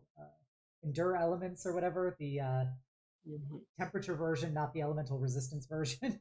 And so you guys are all like reduced back to like normalcy out here, as she will start taking you back through the various military stuff. And you guys are free. You're back out of the wastelands. As you pass through the various fortifications and soldiers who all look and salute Wisteria as she walks past with you guys, and she just gives them a very, beatific smile, but not really saying anything, kind of feeling a bit somber that she got all of you guys so fucked up. And everyone can make a little perception check just for funsies. This I think just this arc is really this arc is really bad for rolls. Just this quest. 8, 9, 7, 10. Let's go. 7, 8, Oh, 9, 10. boy. Yeah. Right. So I will say, Aurora, this wasn't a super hard check. As you guys are leaving to return to the Druid Grove, you actually notice Lieutenant Lin-su Cho talking to the squirrel lieutenant, the squirrel shifter, and they're talking, and you see the squirrel shifter make an insight check, Aurora. Oh, baby. I'm getting Your the turn. lore. Roll the net 17. 17. Aurora's getting the Let's lore. go. You see the squirrel shifter is like very, very much like not really hiding her feelings and is very into Lin-su. Oh my god. And Lin-su is actually blushing slightly as she is like very awkwardly talking to the squirrel right now. They're And, lesbians with each other. You see that the squirrel goes over, and you just hear, "I'll see you tonight," and that is, and that's the one thing as you return to the Druid Grove. Aurora and everyone else. This is. I think I just saw a date have. No, she wouldn't say that. Hope in the world has been restored. Yeah, hope. Cold, or world hard and cold. Our actions have consequences, and goddamn, are they queer? And yeah, as you return to the Druid Grove, kind of settle down for a moment, just kind of unwind in the very vibing energy of the grove, as Wisteria takes each of your protective amulets for the radiation wards, and she actually walks over to that statue that that I think it was Soleil and Feng saw last time, or no, it was Soleil and maybe Aurora. I don't remember, but somebody else saw it, and she walks over to the statue. For the people who didn't see it, now you see that there is this like obsidian volcanic rock statue in this grove that's been seemingly like intentionally defaced, both literally and metaphorically, as in it has no face. And she puts the warding amulets around the statue's like neck, as the statue is kind of like in this very like serene kind of prayer pose. And specifically, Feng knows now that she's looking at this statue, there are aesthetic similarities between this statue and the portion of the burned woman in the tapestry you saw in Zuhai, in the goblinoid what's it called, City Hall. Like it's all black and volcanic rock, but you see like there's some shapes to the hair and stuff that are very similar to the one that you saw positioned in the very old portions of the tapestry. So that's just a little note for you, Fog. All right, is that something that while Wisteria is here I can ask about? Yeah, if you want. Sorry, I've been drifting, but who is the statue of? Oh, that statue is the Forgotten Empress, the one who created the veil and who slew Ryuji, the many centuries ago. I do not know how to say this, but I think I have seen this woman before. Not in person, mind, but on my clan's tapestry.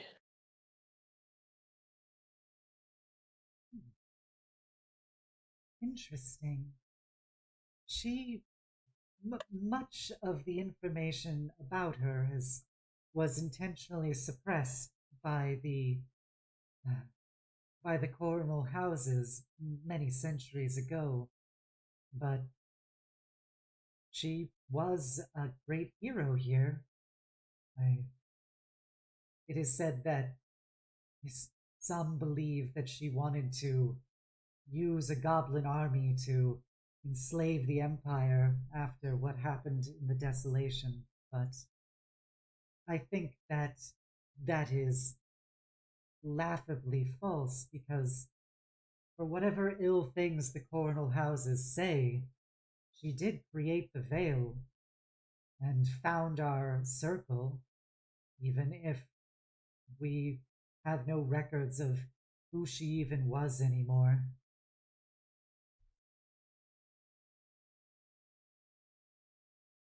Is there any way that is there any sort of further information you have on the Empress? If not here, anywhere? Unfortunately, no. The coronal houses led quite the censorship campaign against her after they had her killed. All of the records of who she was were destroyed. It was forbidden to say her name. They defaced all of her statues. This one simply survives because it's protected by our order, but even we couldn't fully guard it from their wishes and the wishes of the next line of emperors.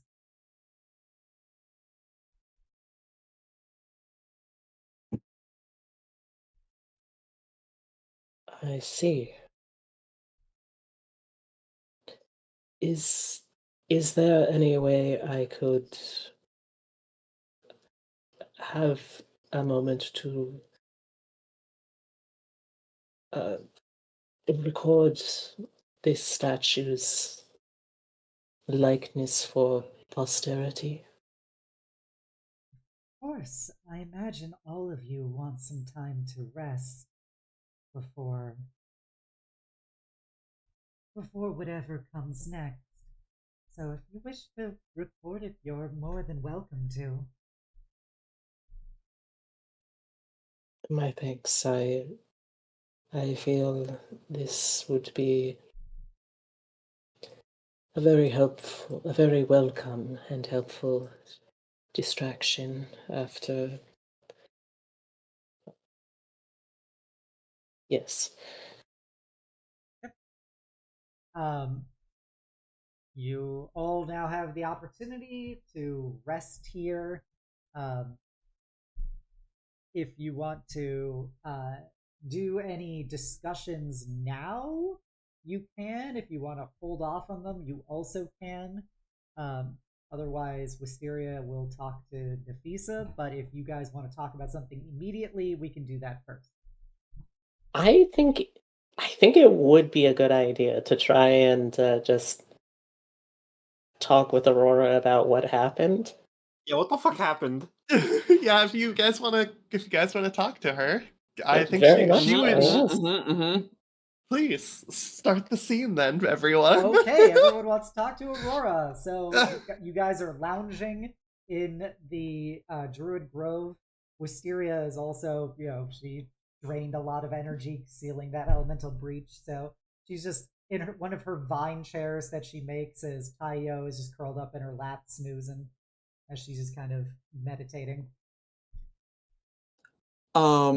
If people are okay with it, I think Soleil would probably be the first to approach Aurora to convince her to talk to people, if that's cool. Yeah. No, go for it. Yeah. All right. So yeah, he's gonna walk up, and Aurora, you will notice very quickly that um Soleil's hair has now gone monochromatic, the shades of white and gray. He doesn't seem to have noticed it just yet. Kind of not in his immediate vision. Um, but he'll uh approach and just kind of sit next to you, give her a little bump on the shoulder. Everything okay? You all right? We had a hell of a beating back there, and I kind of left you to fend for yourself.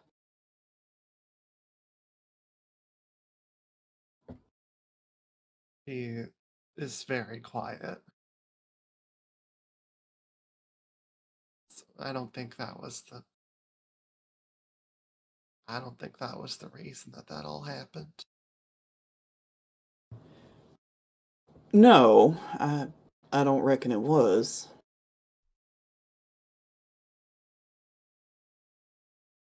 Listen, I know you've got your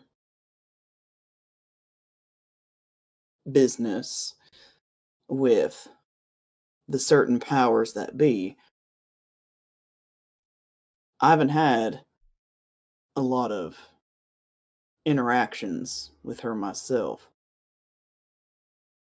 but I do recognize her influence, that's for damn sure.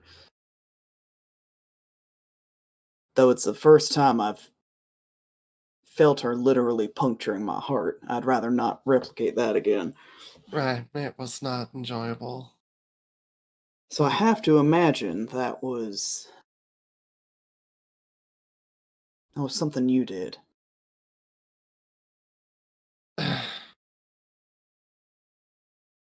If well, it's- I'm beginning to sort of put a few things together, but when I lost consciousness, at least for the first time,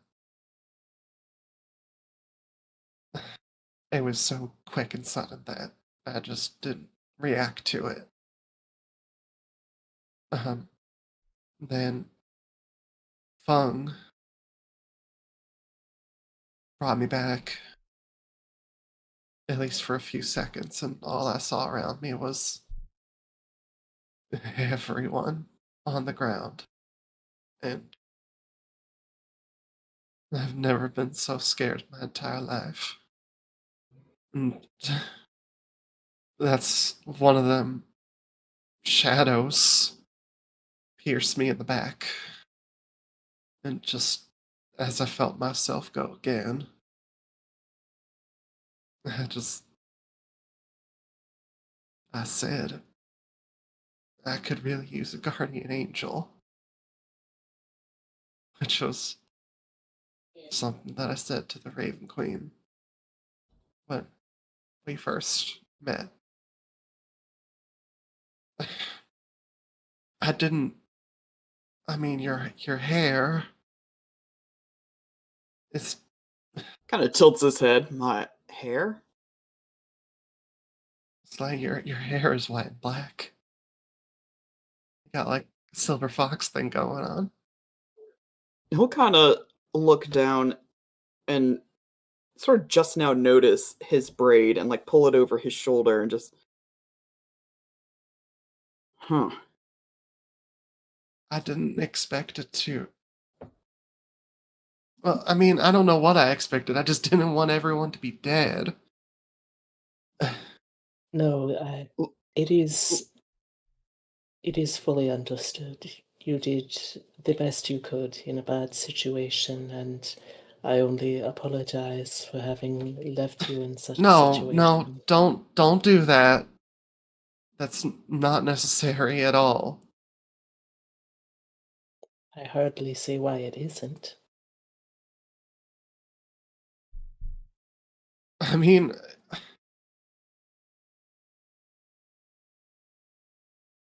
I asked for something for myself.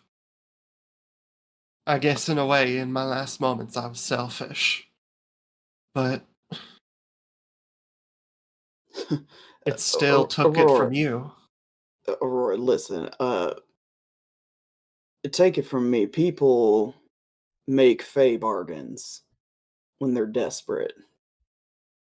That's just kind of how it works. I can't fault you for reaching out in a moment of desperation and not checking your own verbal fine print in those few seconds. But at the same time, I feel inclined to remind you that no matter what the Raven Queen is to you, I would not count Guardian Angel among them.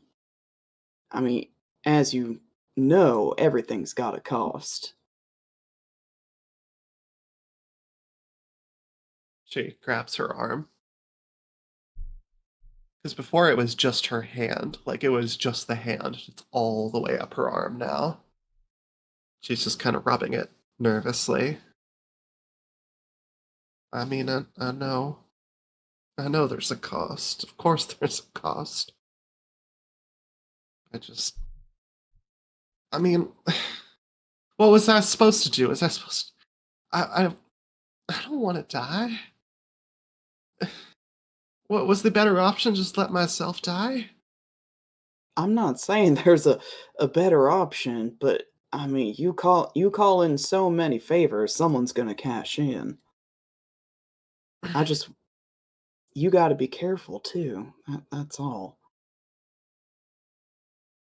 I don't want to die. Nafisa's gonna walk up at that and then reach for Aurora's blackened hand, if that's okay. Mm-hmm. She's gonna take it in both of her hands and then get real close to Aurora and then put her forehead against Aurora's as best as she can, horns withholding, Mhm. and then just close her eyes and breathe steadily to try to like subconsciously get Aurora to do the same because she can clearly tell that you're starting to panic. And then she'll go, Aurora, it's okay, but right now I don't think any of us are in the right state of mind to talk about this proper. It was a scary moment, and whatever happens, happens on these journeys.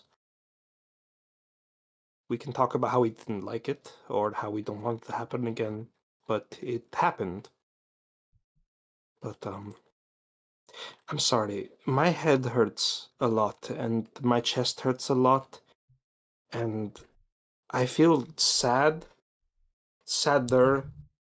than I should for some reason. But, Aurora, you said that you've done this with the Raven Queen before. Does it feel like this? I mean, the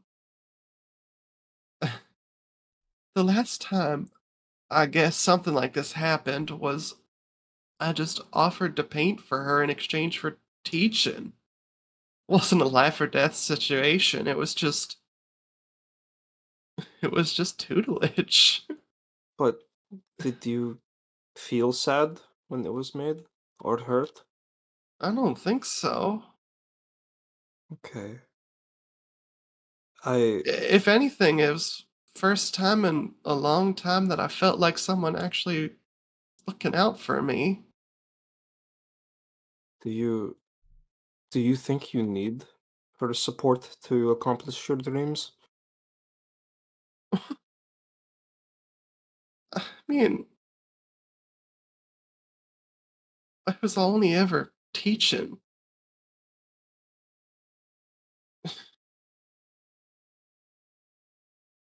I don't think there's much more to read into it there.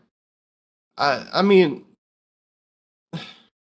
all that's asked is that I just give her a piece every once in a while, and it's as simple as that. There's nothing more going on. This is by far the most intense and emotional and, I guess, involved deal that's been made. It's okay, Aurora. It's okay. It was a scary moment, but it's gone now, okay? I don't know if we'll ever have to do something like that again, but I promise you, we're going to make sure, we're going to do our best to make sure that's not an option again, okay?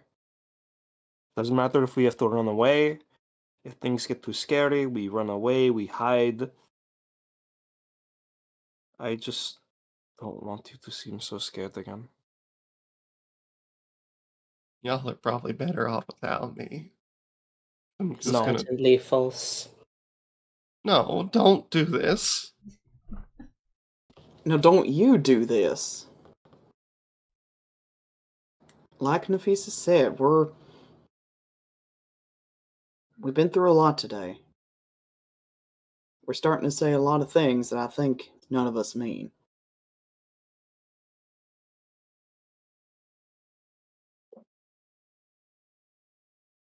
I think we should call it a day.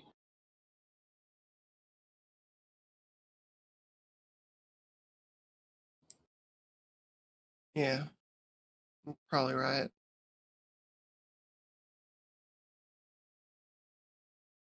I'm sorry. If anything that happened, you're upset with me about, I understand. Nafisa is just I'll gonna... be upset with you.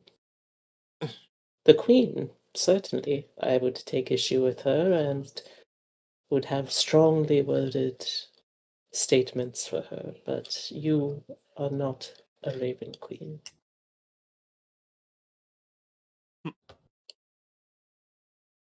Nafisa, you were saying something? Oh yeah. Nafisa's just going to, in the middle of Aurora talking, pull her in for a hug. And then, like, take the two of them and then tackle into Soleil and then continue to push until the entire party is, like, Katamari together. Big group hug. Just squishing Aurora in the middle. I really care about you guys. So thank you.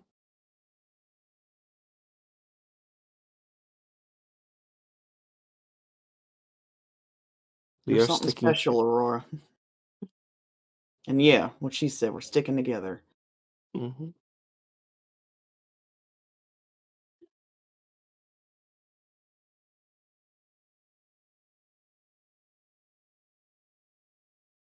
All right.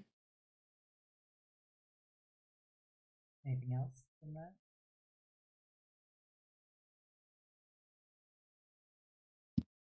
That's good. Soleil's got other things to talk about regarding this, but recognizes time and place, so that'll be another time. This is a pretty good time, a pretty good emotional beat to take the mask off, so... No.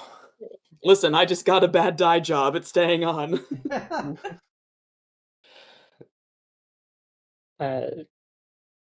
Yeah, I think once I'm in private, I'm definitely going to try and just sort of inspect to try and figure out what exactly has gone faded on me, which is going to be tough because I don't know as You'll discover as soon as you know it as a player, yeah.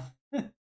But I would also be interested in trying to start doing some kind of research as to what exactly the Raven Queen takes in return, because, you know, I'm starting to get a funny feeling in character that it might be more than just saturated color and paintings. More than meets the eye.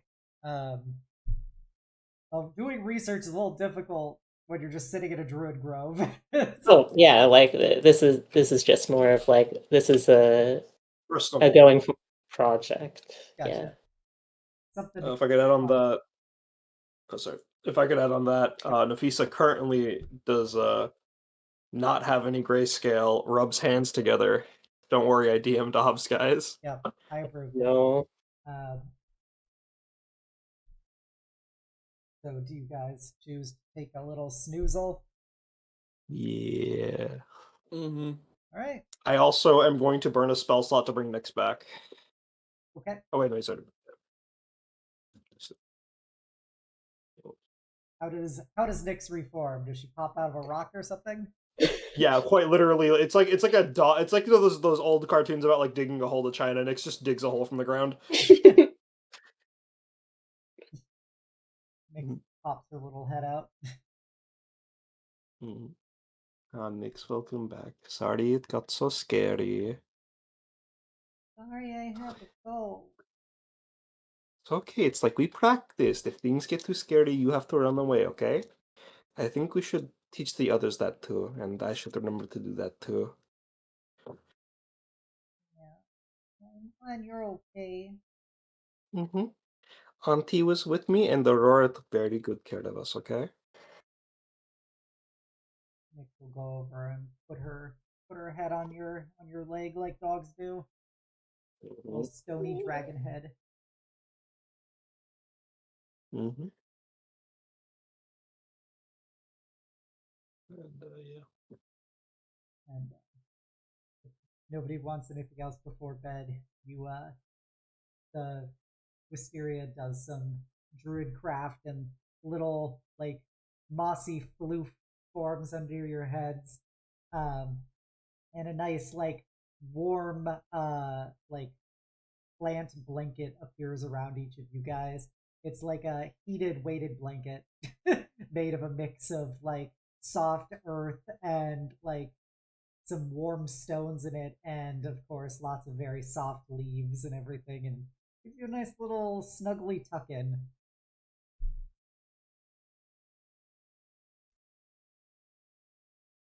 And you guys can get the effects of a full rest, a long rest, if you will.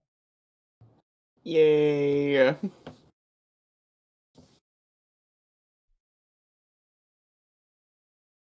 Does anybody have any dreams that they wish to have? Why are you asking, DM? I think I had a really cool like limit break in mind based on the memory being lost. But I think I want to reflavor it as a dream. Okay. Nafisa is going to have a nightmare about her dad, about Oh, this hulking, Ooh. monstrous figure and this reflection of herself in it, and then she wakes up in a cold sweat before eventually going back to sleep. spicy.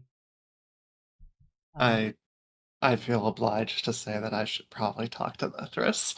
Okay.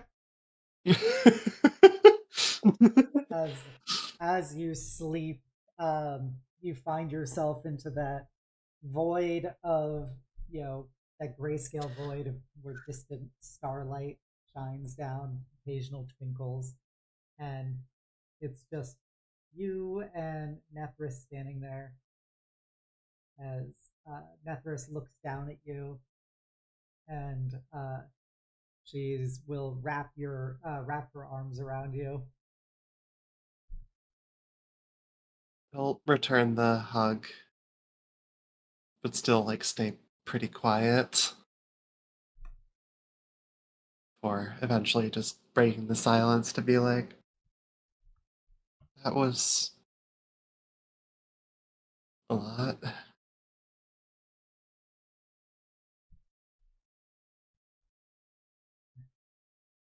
And you definitely looked a little different. I felt different. It was a lot, but I needed to protect you.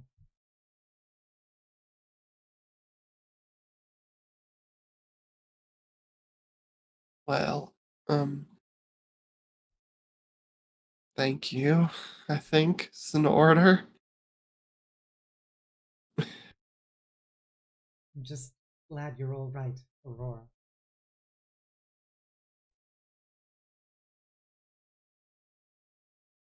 Yeah, me too. Do you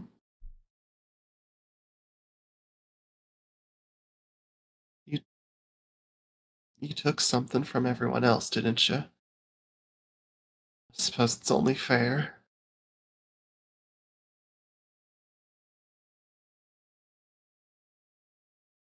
I don't know what you're talking about.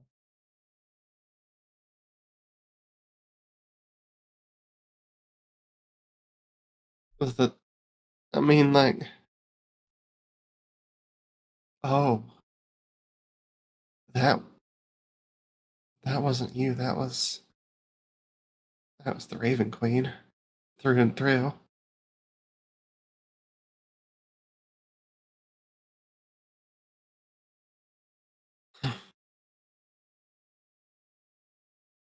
Okay, okay. I'm sorry. I don't know. It's all I'm right. just glad. I'm glad everyone's safe, and I'm scared, but we are safe, and that's what matters. Exactly. I told you I would protect you, and while I seemingly could not do it on my own, I'm gladdened that I was able to do what I could. Hmm.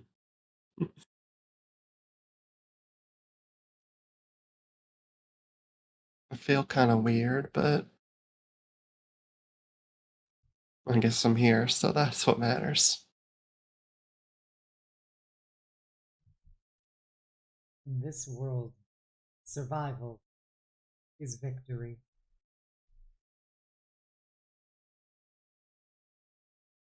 Hmm. Is that true even with the Fae? I mean, you guys just live forever, don't you? Um, you see something you have never seen before, Aurora. It is very minor, which you almost would have not noticed it had this been so unusual.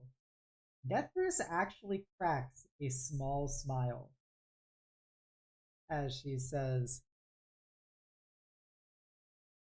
"The Fae have very different definitions of survival." You just smiled a little bit. Nethris reaches up to her mouth and gets kind of a confused look in her eyes as she says, "How strange." Oh, it looks good.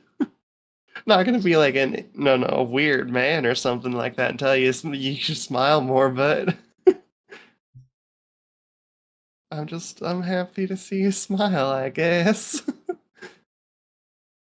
I didn't know I could. Oh, didn't know you could? Come on. I'm sure there's been some moments in your life that just deserve to smile. It is not a typical reaction for Fae like myself. So I have never experienced this before. It is Oh, odd. you don't have to describe it in such a negative way. She's gonna kind of walk over. The stress is kind of left seeing this strange softness to Nethris for the first time. And is just going to kind of give her a hug and say, people normally smile when they're cared about. And when people tell another that they care about them.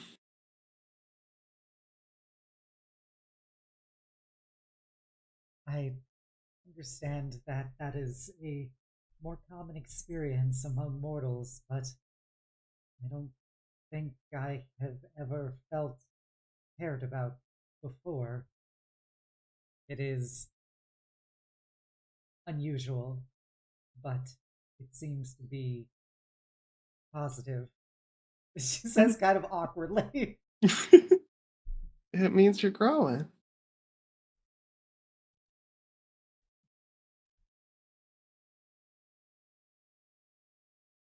It's not a bad thing to grow.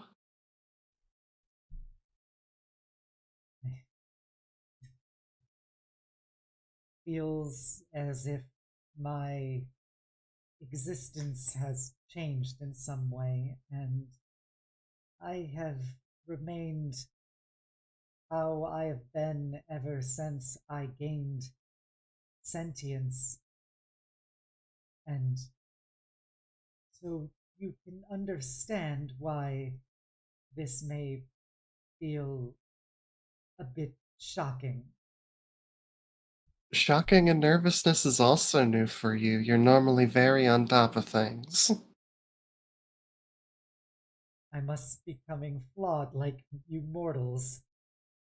Oh, it's not a bad thing to be flawed.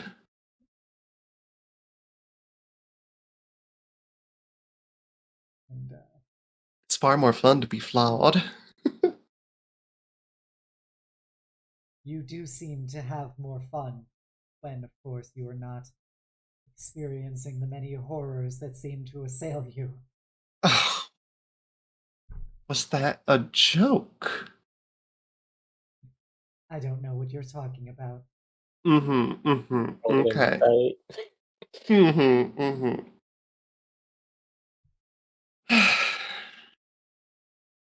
She's just like still kind of hugging Nethris and probably just does like the just looks up at her from the hug and says, "Well, thank you for watching over me."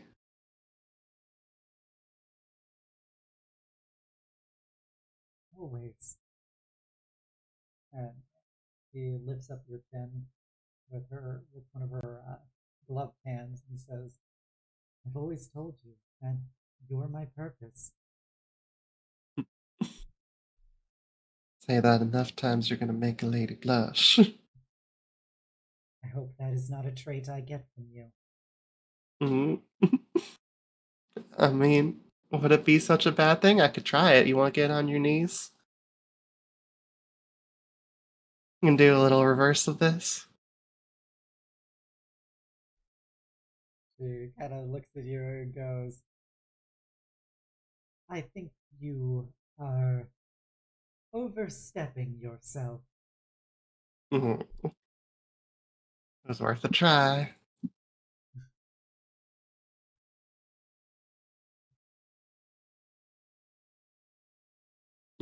It is good to see that you are no longer dwelling. I mean, I think when this when this moment fades, it's gonna probably come right back in, but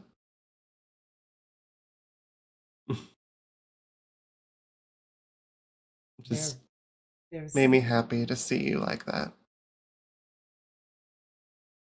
Well, I will have to take solace then in improving your mood. Um, but I can assure you, as a Fey being, that when it comes to mortals, that all moments fade, but there is still value in experiencing them. Yeah, I'm gonna. Sorry, I definitely overstepped. I'm gonna try and get some proper rest in. I If will I, I'm probably gonna have a bad dream if I do. I guess so be it. not worry. No, negative dreams will affect you as I stand watch over you. Thank you. You know, the others are probably going to have questions for you. They're allowed to have questions. Okay. Just want to make sure you know. Does not entitle them to knowledge.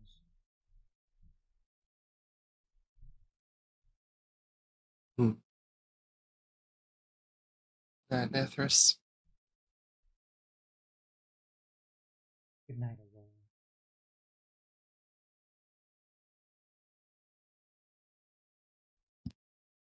And with that, you fall asleep in a dream within a dream as Nethris holds you. Anybody else jumping on the dream train before you guys wake up? Yeah. Okay, Soleil, a man who never Yeah. dreams. Oh, that's true. He doesn't dream. Yeah, as a true never Fae, you mind. actually never dream. Never mind. Goodbye. Dippin'. No, you dream. Let's yes and it. You This know is a what? fun new experience for you. I'll flavor it this way. Rather than like a dream, it's just him like kind of thinking prior to sleep. Just like a memory. A distant memory of easier times, better days, a vague remembrance of a childhood moment of playing hide and seek in the Feywild with his family. And he remembers his, the other relations. There's, some aunts and some uncles, but there's one there's one face that he just can't quite place. Someone sort of similar to him physically. A tiefling, perhaps? Pink, maybe? Can't quite remember. Someone older than him, an adult. He was playing with them and their family.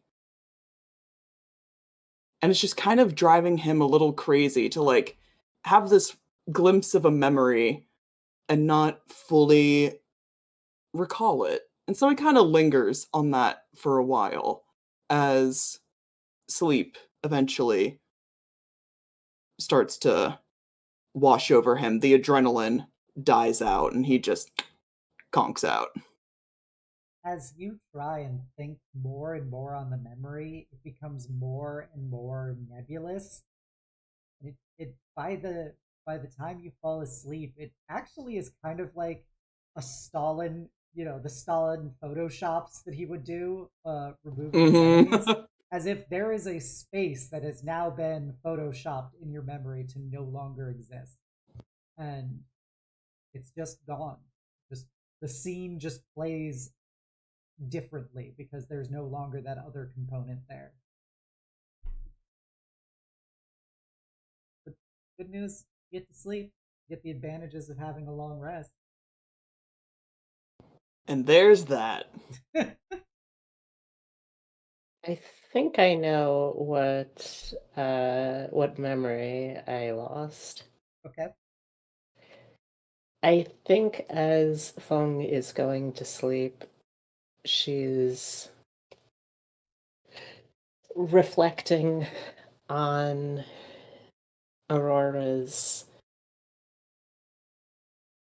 vulnerability in that moment where she was talking about how she thought the party would be better off without them. And I think that in that moment, she thinks back to something that she had said in a conversation before. about how, if needs called for it, she would be accepting of one of her friends having to put her down. And I think that she just remembers how there was this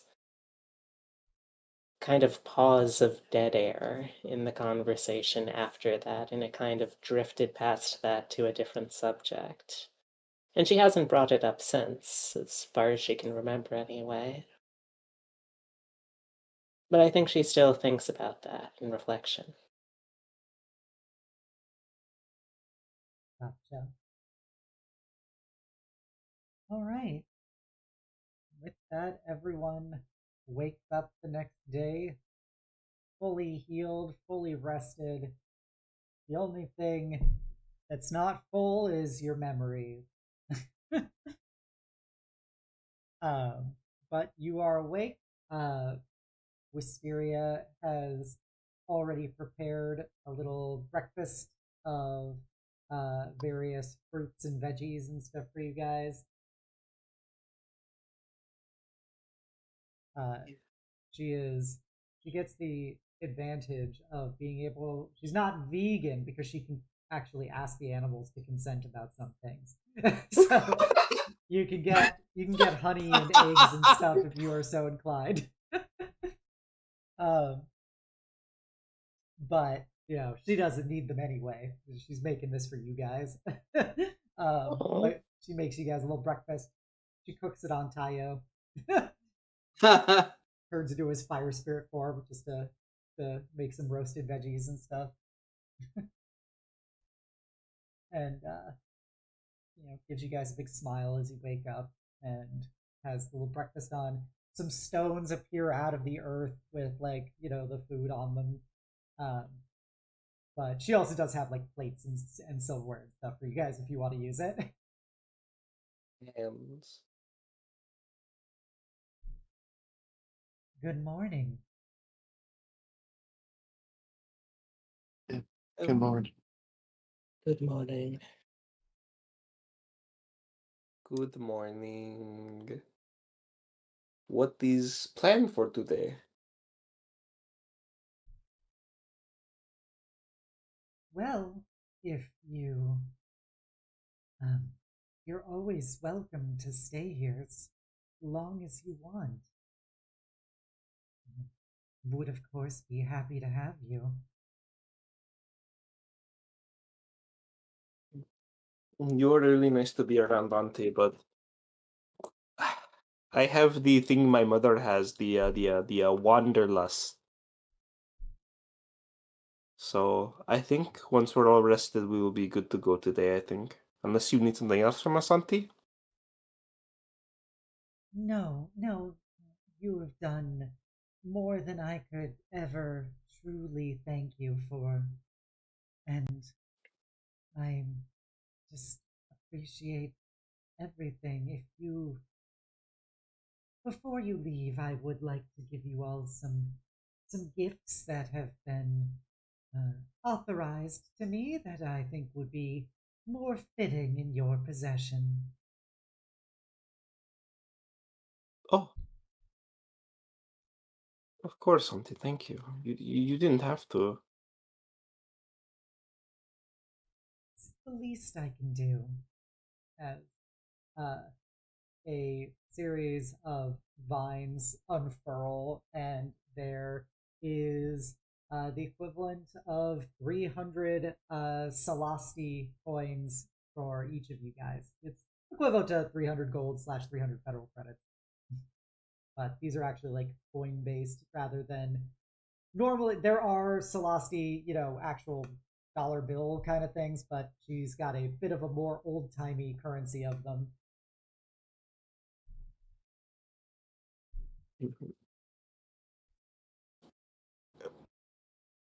Well, thank you. This is incredibly generous. Money is not terribly important to me anymore, and certainly not based on my position.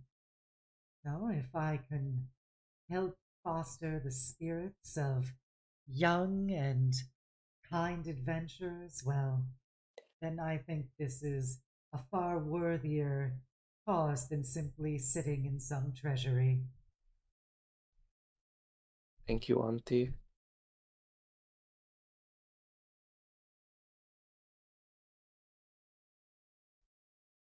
But before you leave, I would like a chance to speak to you, Nafisa. Of course, Auntie. Do you want to talk right now? Everybody's still eating. So we can, if you want. Of course, if that's all right with you. Of course, Auntie. I always have time for family. As like Nafisa gets up, she's still like in her PJs, half awake, hair sticking out of the hijab, and like the vision of like Auntie leading her by the hand very much gives the older woman like leading a child down a hallway.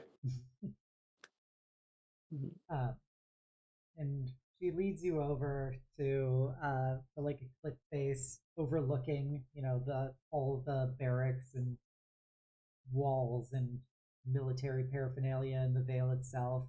And he kind of sits down on the grass and motions for you to sit down next to her. Mm-hmm. Nexus with us.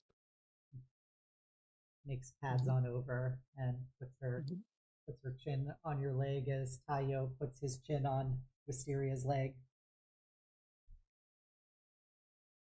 And he says, I do not know when I will see you again, Pebble. And so I just wanted to give you a little advice before you go. I spent many years traveling with your parents and my friends, and as we've grown older and farther apart, I realized that those memories mean so much to me. And I know that while your father will live a very long time in light of his lineage, that there are members of your entourage that won't be there while you are still walking this earth. I think about how Xiaomin is coming along and, well, your mother and everything. And while I will live for potentially centuries to come, there will come a day when I'm the only one left out of all of my friends who meant so much to me. And all I will have left of them are the memories we shared, of the adventures we had. And you will likely experience this too in time. So, as you journey out into that world, realize that every experience you have with your friends, every memory you make with them, after you've achieved your greatest triumph, and you realize that everyone will return to the lives that started them on this journey in the first place, that those memories will be all that you have left. So please, make them count and cherish the ones you get, for they will be one day the greatest hoard that you will have of the things that you cared most about. She just kind of puts a hand on your knee. Nafisa will like gently put her hands over Wisteria's hands and in response go, Auntie, I know my dad is going to live a long time, and I know everyone else thinks that end up like him, but I haven't grown many draconic features, and I know he's scared of me being like Mama too, but I don't. I treasure each and every memory that I'm making with them, but I don't know if I have it in me to be selfish enough to make them my horde. I I don't want to live like my dad. I don't want to live for so long, forever. I'm scared of that. Scared of the way he looks. But I will appreciate the time I have. I know one day Soleil will have to go home. I know Aurora should get to settle down. She deserves a quieter, happier life. Feng too, once she accomplishes her dreams. And Omega.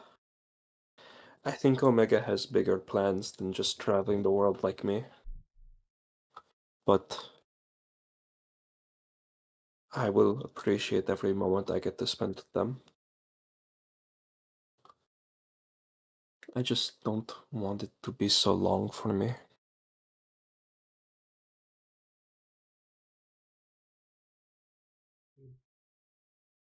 Moves her hand around your shoulders and kind of pulls you in as she pulls you and kind of strokes your hair through the hijab and says, I know it can be scary, but there are advantages to such a long life. Look at all the good I can do now, and hopefully I will be able to do it for many decades to come. That is a luxury that shorter lived mortals don't get to experience. So I know that your father is a complicated person, and while I loved his stoic demeanor and his quiet, enduring personality,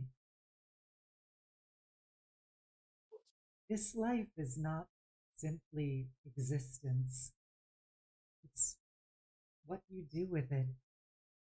And so, while you may very well live to be as old as your father and then some, there's still plenty of good you can do in that time. So, do not think it is all the quiet suffering of a man who has lost much. Think of it as an opportunity to make the world that much better for that much longer. Try to remember that, Auntie. Nafisa's still like looking down at the ground during all this.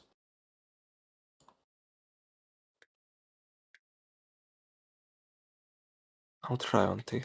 Thank you. Kisses the top of your head and just hold you there for a moment.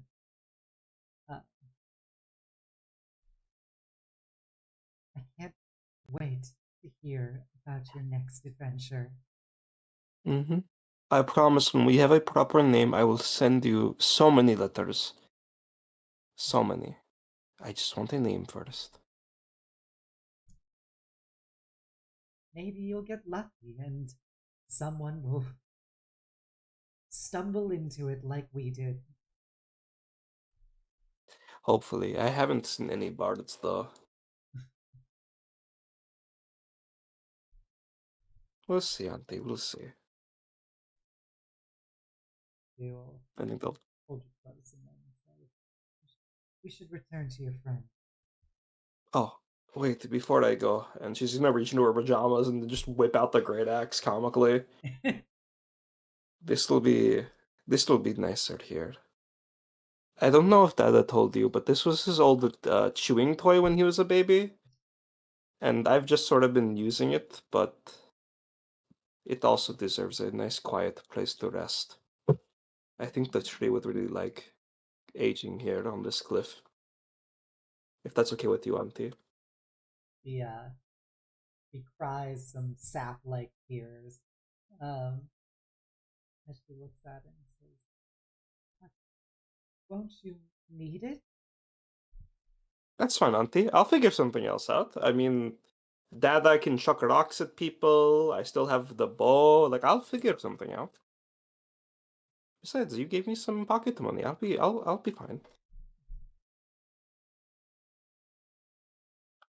He takes the great axe from you and kind of hugs it against your chest tightly before settling it onto the ground. The stone axe blade, on the ground, as he says some druid craft, and you see that for what is essentially a log with a stone in it, the log starts like rejuvenating, and you see like wood kind of burst out of it and branch out, like roots are forming as they kind of begin to settle into the ground on this cliff, and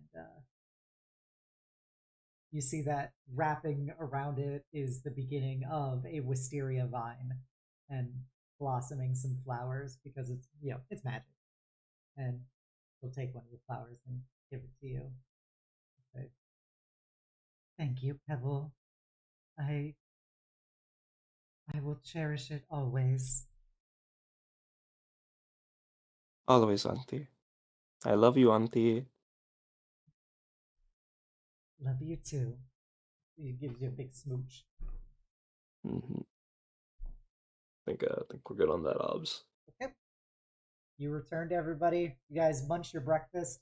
Soleil, there is a unsatisfying lack of meat. So it goes. I would like to try and make the tofu a satisfying meat substitute, if I may. Okay. You're gonna cook somebody Make else's a cooking meat? check. I mean, it's tofu, There's so much I can do with it, but we can at least try. Let's see. There it is. What attribute would it be? Okay.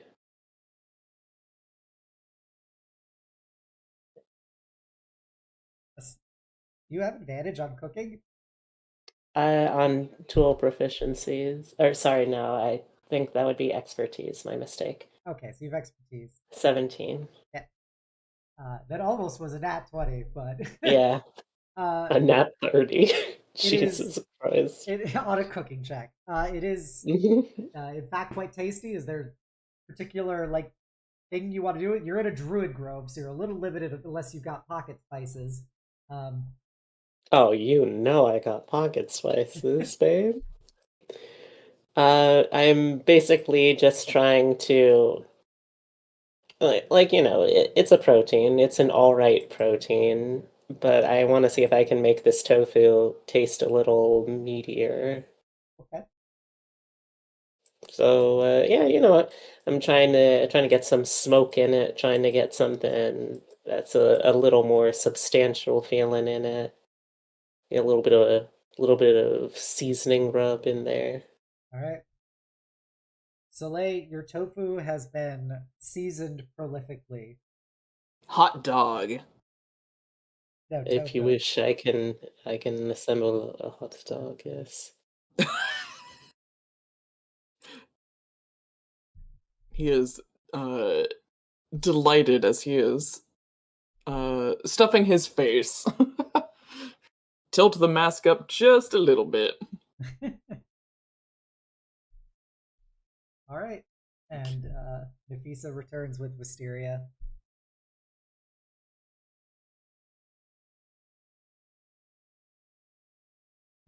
And she will give you guys all a big hug and a kiss on the forehead as she waves you guys off. Thank you, Auntie. Bye bye, Auntie. Thank you. Many thanks. Guys, that's not how you say it. You have to say thank you, auntie. Uh, You rode on her back. She's your auntie now. That's how it works. You say it. Yeah. Very well. Well, Thank you, thank you, Auntie. Auntie. Thank you, Auntie. She gives a big, little joyous smile as you guys say that, and he Omega, waves, you- and Tayo raises his little paw and waves as well. And as you guys are beginning to descend the mountain, a truck Turning to Tayo. Thank you, cousin. Tayo nods solemnly to you. This little red panda. The idea of Nyx and Tayo dapping each other up. But yeah, as you guys are leaving, a truck does pull up outside of the grove, similar to the one that brought you up here in the first place. And some soldiers come out, and Lin-su is there, and she goes, and she actually looks like she actually slept a bit, for the first time. Her hair isn't quite as disheveled as it usually is. The bags under her eyes are not so baggy. And she looks at you all and goes, we've been notified to return you to the base. Thank you, Lin-su. You look healthier today. I don't know how I'm supposed to interpret that, miss. You just look happy. I hope things are going well, dear son. Yes, if you all could get in the truck. Oh, sorry, you are on the clock, as they say. Yes. Just gonna do a quick insight check. No, Nope. still nothing. You don't pick Still up. nothing. Anybody is free to make an insight check if they want. Did you fuck? Fishing for nat 20s. Nafisa doesn't know what sex is.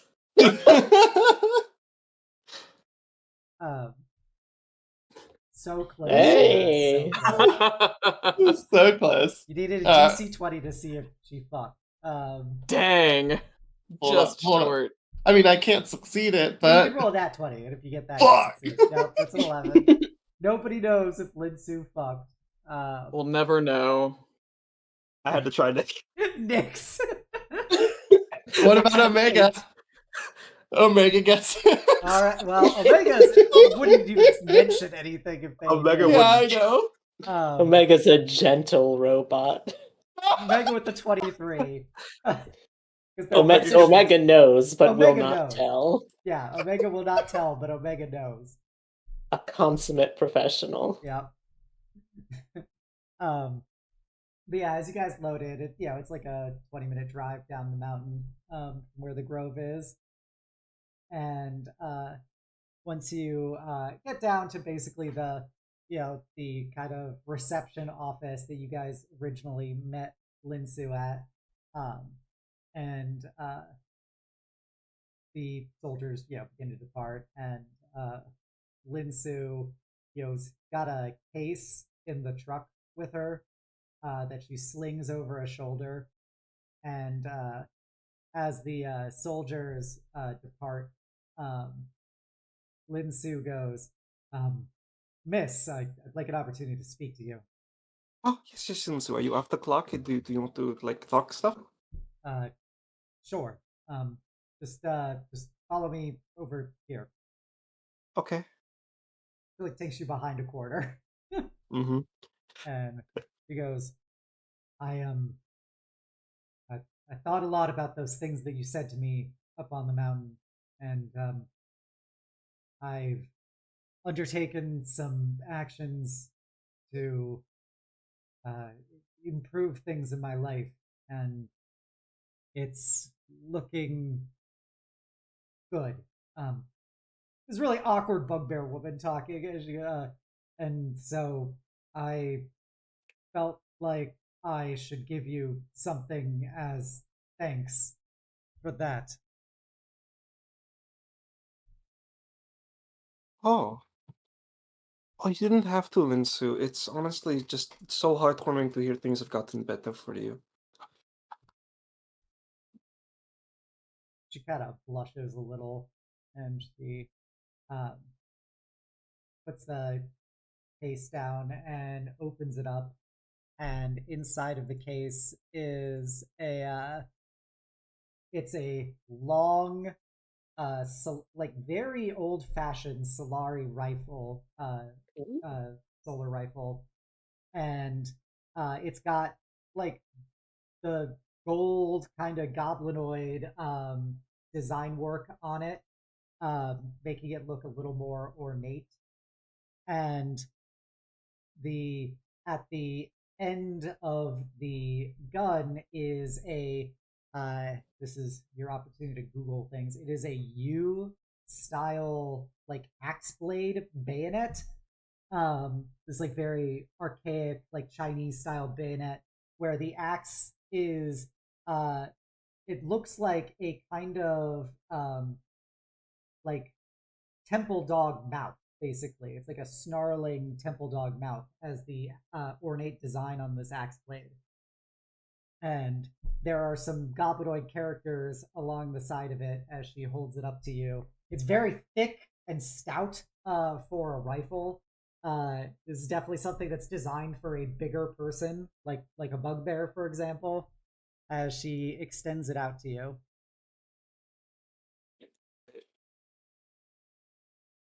I will honor it, Lin-su. I used to use this back in the day, but I don't need it anymore. We've got newer rifles, and so I thought it would be something I could give you to. Nafisa's just gonna run into a hug in the middle of her explanation. She's very awkward as you hug her. You basically like squeeze her arms together as she's holding this rifle. The military base immediately views this as an attack. Yes. Thank you, miss. Thank you. And it's named Yinghua Chuang, and it means firefly. Thank you, the name was really fucking cool. I see. Yeah, she hands it over to you. It feels very heavy in your arms, but you feel the thrum of radiant energy in it from the solar cell that is included in it. Oh, sorry, misclicked. And she kind of nods and says, I hope it serves you well and you protect your friends. It protected my family pretty well until I got something else. Enjoy. And then she just like begins to scamper away. I will send you lots of letters with Auntie Wisteria. Okay, thank you, Lin-su. I love you. Bye. And so yeah, she scampers off with that. But yeah, you now have a solar rifle with a essentially that could double as a great axe. Nafisa, did you just get a gift from someone you met yesterday? Yeah, she was really nice. I hope her and her son are going to. I hope they have good time, good future. Sorry, Wayfair. When did that happen? Oh, we talked after the little truck ride up. I saw that she wasn't. She seemed kind of tired, and I wanted to make sure she was doing all right. What? Yeah, for the rest of you guys were never included in any of the things that Nafisa learned about Lin-su. So this is entirely bizarre to the rest of you.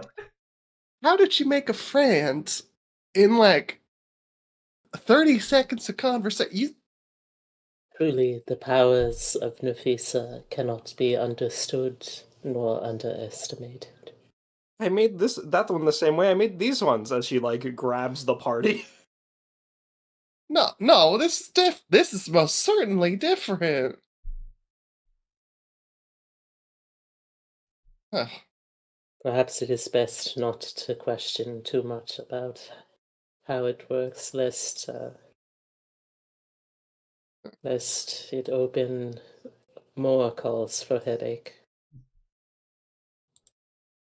I have one more thing for Nafisa to notice at this point. Ooh, thank you, Ops. Ooh. As you heft your new rifle, you feel, in your clothes, there's like a lumpy object that you just kind of didn't notice until now and there. Oh, excuse me. I have a little other surprise. What's this? So I whip it out. And it is a like a little like palm frond style bag that's been made out of a big leaf. Um, and inside of it is that elemental stone that Wisteria had collapsed the breach into, and a note uh, from Wisteria that she apparently wrote while you were asleep. And it says, "To my dearest Pebble, you likely didn't notice this until after you got farther away from me, because you were likely distracted by talking to your friends. But I thought that perhaps this could lend you some assistance in your adventures. It is an elemental core that I purified from the breach itself. In its current form, it is comparatively a simple power source, but I have confidence that you will find the right home for it. Yours always, Wisteria." Thank you, Auntie. And Nafisa's going to like entangle that note into Ying Hua Chong and then take the elemental core and jam it in with the solar battery on the gun. Just out of pure instinct of this will make gun good. So you this gun was not designed to have this core slammed into it, but as you do, you feel the gun pulse with an incredible amount of elemental power, as if this thing is basically like on a hair trigger of elemental firepower at any moment.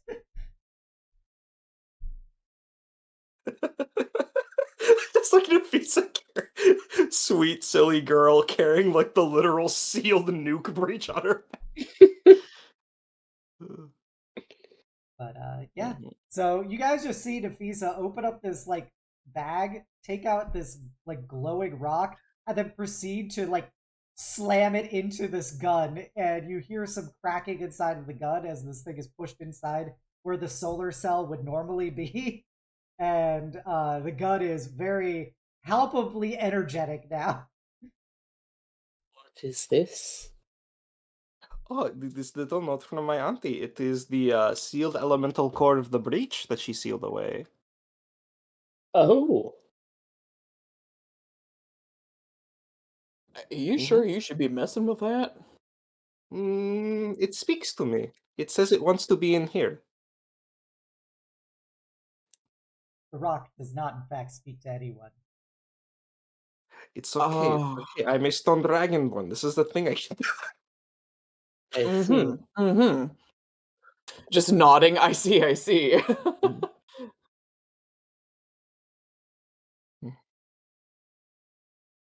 Thanks for helping my auntie, guys. I know we had to do it anyways, but nice. I hope we get to see more of my family soon. I think you guys would really like Auntie Zhao. I think with our track record, I think we'll be bumping into a lot of your folks. Mm-hmm. Your family's quite big. In many ways.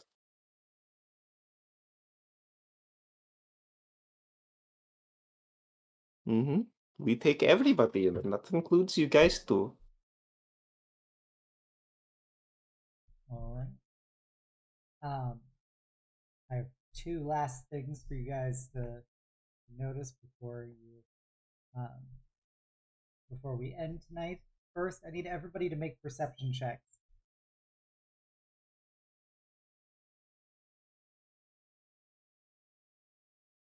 Wonderful. what I expect from you guys. So with it's a solid 8. The 2 16s for Feng and Nafisa. As you guys are talking about this new rifle that Nafisa got and then promptly defaced, you see in the distance back the mountain way you came, there is a tall twinkish figure,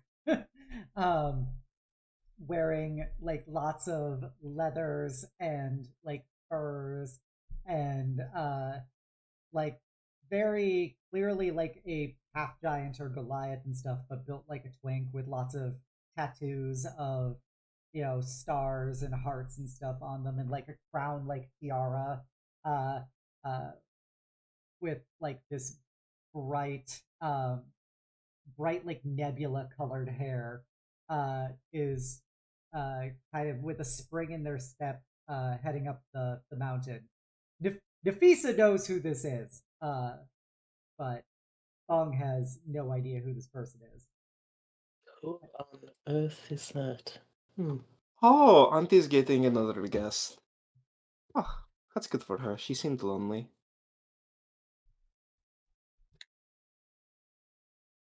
Well, I'm sure we won't see them again. Mm-hmm. Oh no, they get around a lot. We'll meet Uncle. That is your uncle? Mm-hmm. But to be rude, he likes to do his own introduction, so I'll leave it to him when we meet him.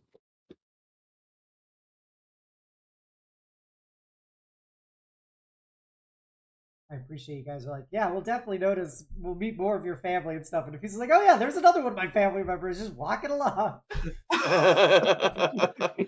Nafisa, how many people would you say, rough estimate, are a part of your family? That you haven't met, or that like total? I think just in general, yeah. Yeah. I guess I should count the dead people. Like my grandpa and grandma on my dad's side are gone. How about we just mean- count the living ones? Yeah. I have my grandpa back home with the Rito tribe. You guys will love him. He's very cool. He also has this cool blue hair like my mama did. And a cool bird. I have my uncle over there who I can't talk about because he likes to introduce himself. I have Auntie Wisteria. I have the professor you all met. I have Professor Jacob. Auntie Xiao, who Dad told me not to talk too much about her because it might get me in trouble. I have my dad, who yeah. Hold on. I Let's have my mom. backtrack a little bit on that. Why would you be getting into trouble? He just told me not to talk too much about her. Well, he says not to talk too much about his party in general because it might get people. It might put us on their like you would say shit list. So yeah. But What he would said your to father have extra. done that would get What us? What would your father have done that would put him or his cohorts on a shit list? Fung, we robbed somebody for our first job. We are already on somebody's shit list. Imagine what a whole history of adventurers could do. Suppose. Besides, I don't really want to talk about my dad anyways. But yeah, and Auntie Zhao, I don't think I should talk about her until we meet her because I love her, but I get the feeling not a lot of people do, Whew, I do not know. Perfect, you get it. But yeah, and I think that's everyone off the top of my head. Although I wouldn't be surprised if more people were part of my family. Oh, and my aunt and uncle back home, you need to meet them. My auntie makes like the best bread, and my uncle is very good at taking care of animals. You're very lucky to have such a big family. And I have you guys now too. Right. So when will I get to meet your families? Can I include them in mine? And she's just looking up with like the finger touching gesture. Oh, I don't have any.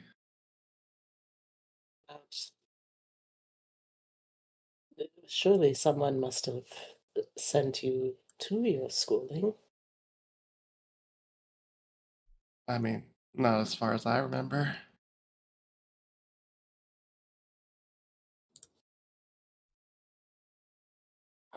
Out of character, first of all, how fucking dare you? I gotta ask, is this a recent thing, like a part of the deal we made today, or has this been like always the plan? Uh, I I mean, if you want out of character, I've talked about her parents before. Yeah, Yeah. I just want to make sure. I was about to say, I was like, I'd like to just make a quick insight check. Like, Sure. Nat Oh, one. God. You'll love it. You'll love it. The dice tell the story. Aurora, didn't you told me you had two dads you wanted to visit back in Erixia or something? Or you had family back in Erixia you wanted to visit? No. No, Aurora. I also really want to insight right now. Another Nat do one. it. Come on. You've had such an intimate perspective of her. 17. Ooh, that's pretty good. Well, what would you say, Aurora? I mean, Soleil they've had more direct conversations about this topic, like in their last one-on-one. So Soleil would absolutely know that she has parents, or her two dads. He's clocking this, but he's not saying anything right now. Love it. There will be a time and place. It's coming, Aurora. I want to say, because Nafisa, I feel like, would specifically remember that, but I'll roll the insight to see if she can make the connection between that and like what happened earlier today. 14. Yeah, I'd say that's good enough. Aurora, is Nethris in your hand, by the way? Can Nethris hear me? I mean, Yeah, she can always hear. Aurora, I promise you, we are going to go find your family in Alexia, okay? And Nethris, I do not remove this memory. Make sure that this one doesn't get taken, all right? I'm going to remember as best as I can, and we are going to find Aurora's family. She needs to see them. What are you talking about? You have family. You were born. You came out of an egg. Yeah, I was born. Of course I was born. I'm not an idiot.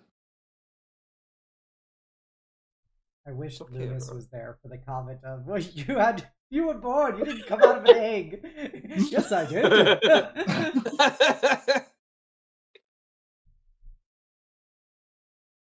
He's gonna look at this. Nafisa's just looking back at the party, really sad. I think Feng is just very concerned now. Because like this creates the impression that, oh, something is missing. Wait. Is something missing me too? How would I know?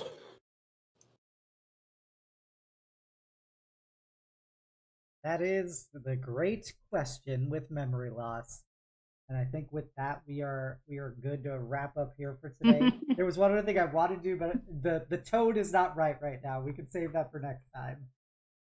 But thank you everybody for coming out today. It went a very different way than I thought it was gonna go. And How did you think it was gonna go? I did not think that Lily was gonna suggest the Hail Mary thing. So tis what it is. But also considering how little damage I'd done to you guys with those blast shadows previous session, I did not think that they were gonna fuck you guys up that badly this time. Numbers add up. Numbers add up. But yeah, thank you everybody for coming out tonight. I hope you had fun. If you are one of my players, I hope you also had fun. If you haven't done so already, please give me a follow here on Twitch. Give me a sub over on YouTube, where you can also catch every episode of this campaign up to this date. You could also follow me on Blue Sky, where you can hear all my unhinged thoughts and see all my art. And you can join my Discord, the Eternal Citadel, and be a part of my incredible community. I want you all to know you're all beautiful, amazing, and valid people, and I hope you enjoyed spending your evening with us nearly as much as we enjoyed spending it with you. And never forget the most important part, which is that the world is better having you in it. All right, so that'll be it for tonight. Tomorrow, I'm going to try and do a 40K read along stream of Titan Death some more. If you want to come by and see that, Yuko's out of town for the week, so I'm going to do another stream that I normally wouldn't do now that I've started my new job. But come on by for that. 6:30 is also the plan for that tomorrow. But yeah, we're going to go do a raid. If you're a follower, please copy down the call to hugs. If you're a sub, please copy down the knight's message. We're gonna go raid Nocturnal Thing, a good little bean, who's playing the Ghost of Alcantara. I have no idea what that game is.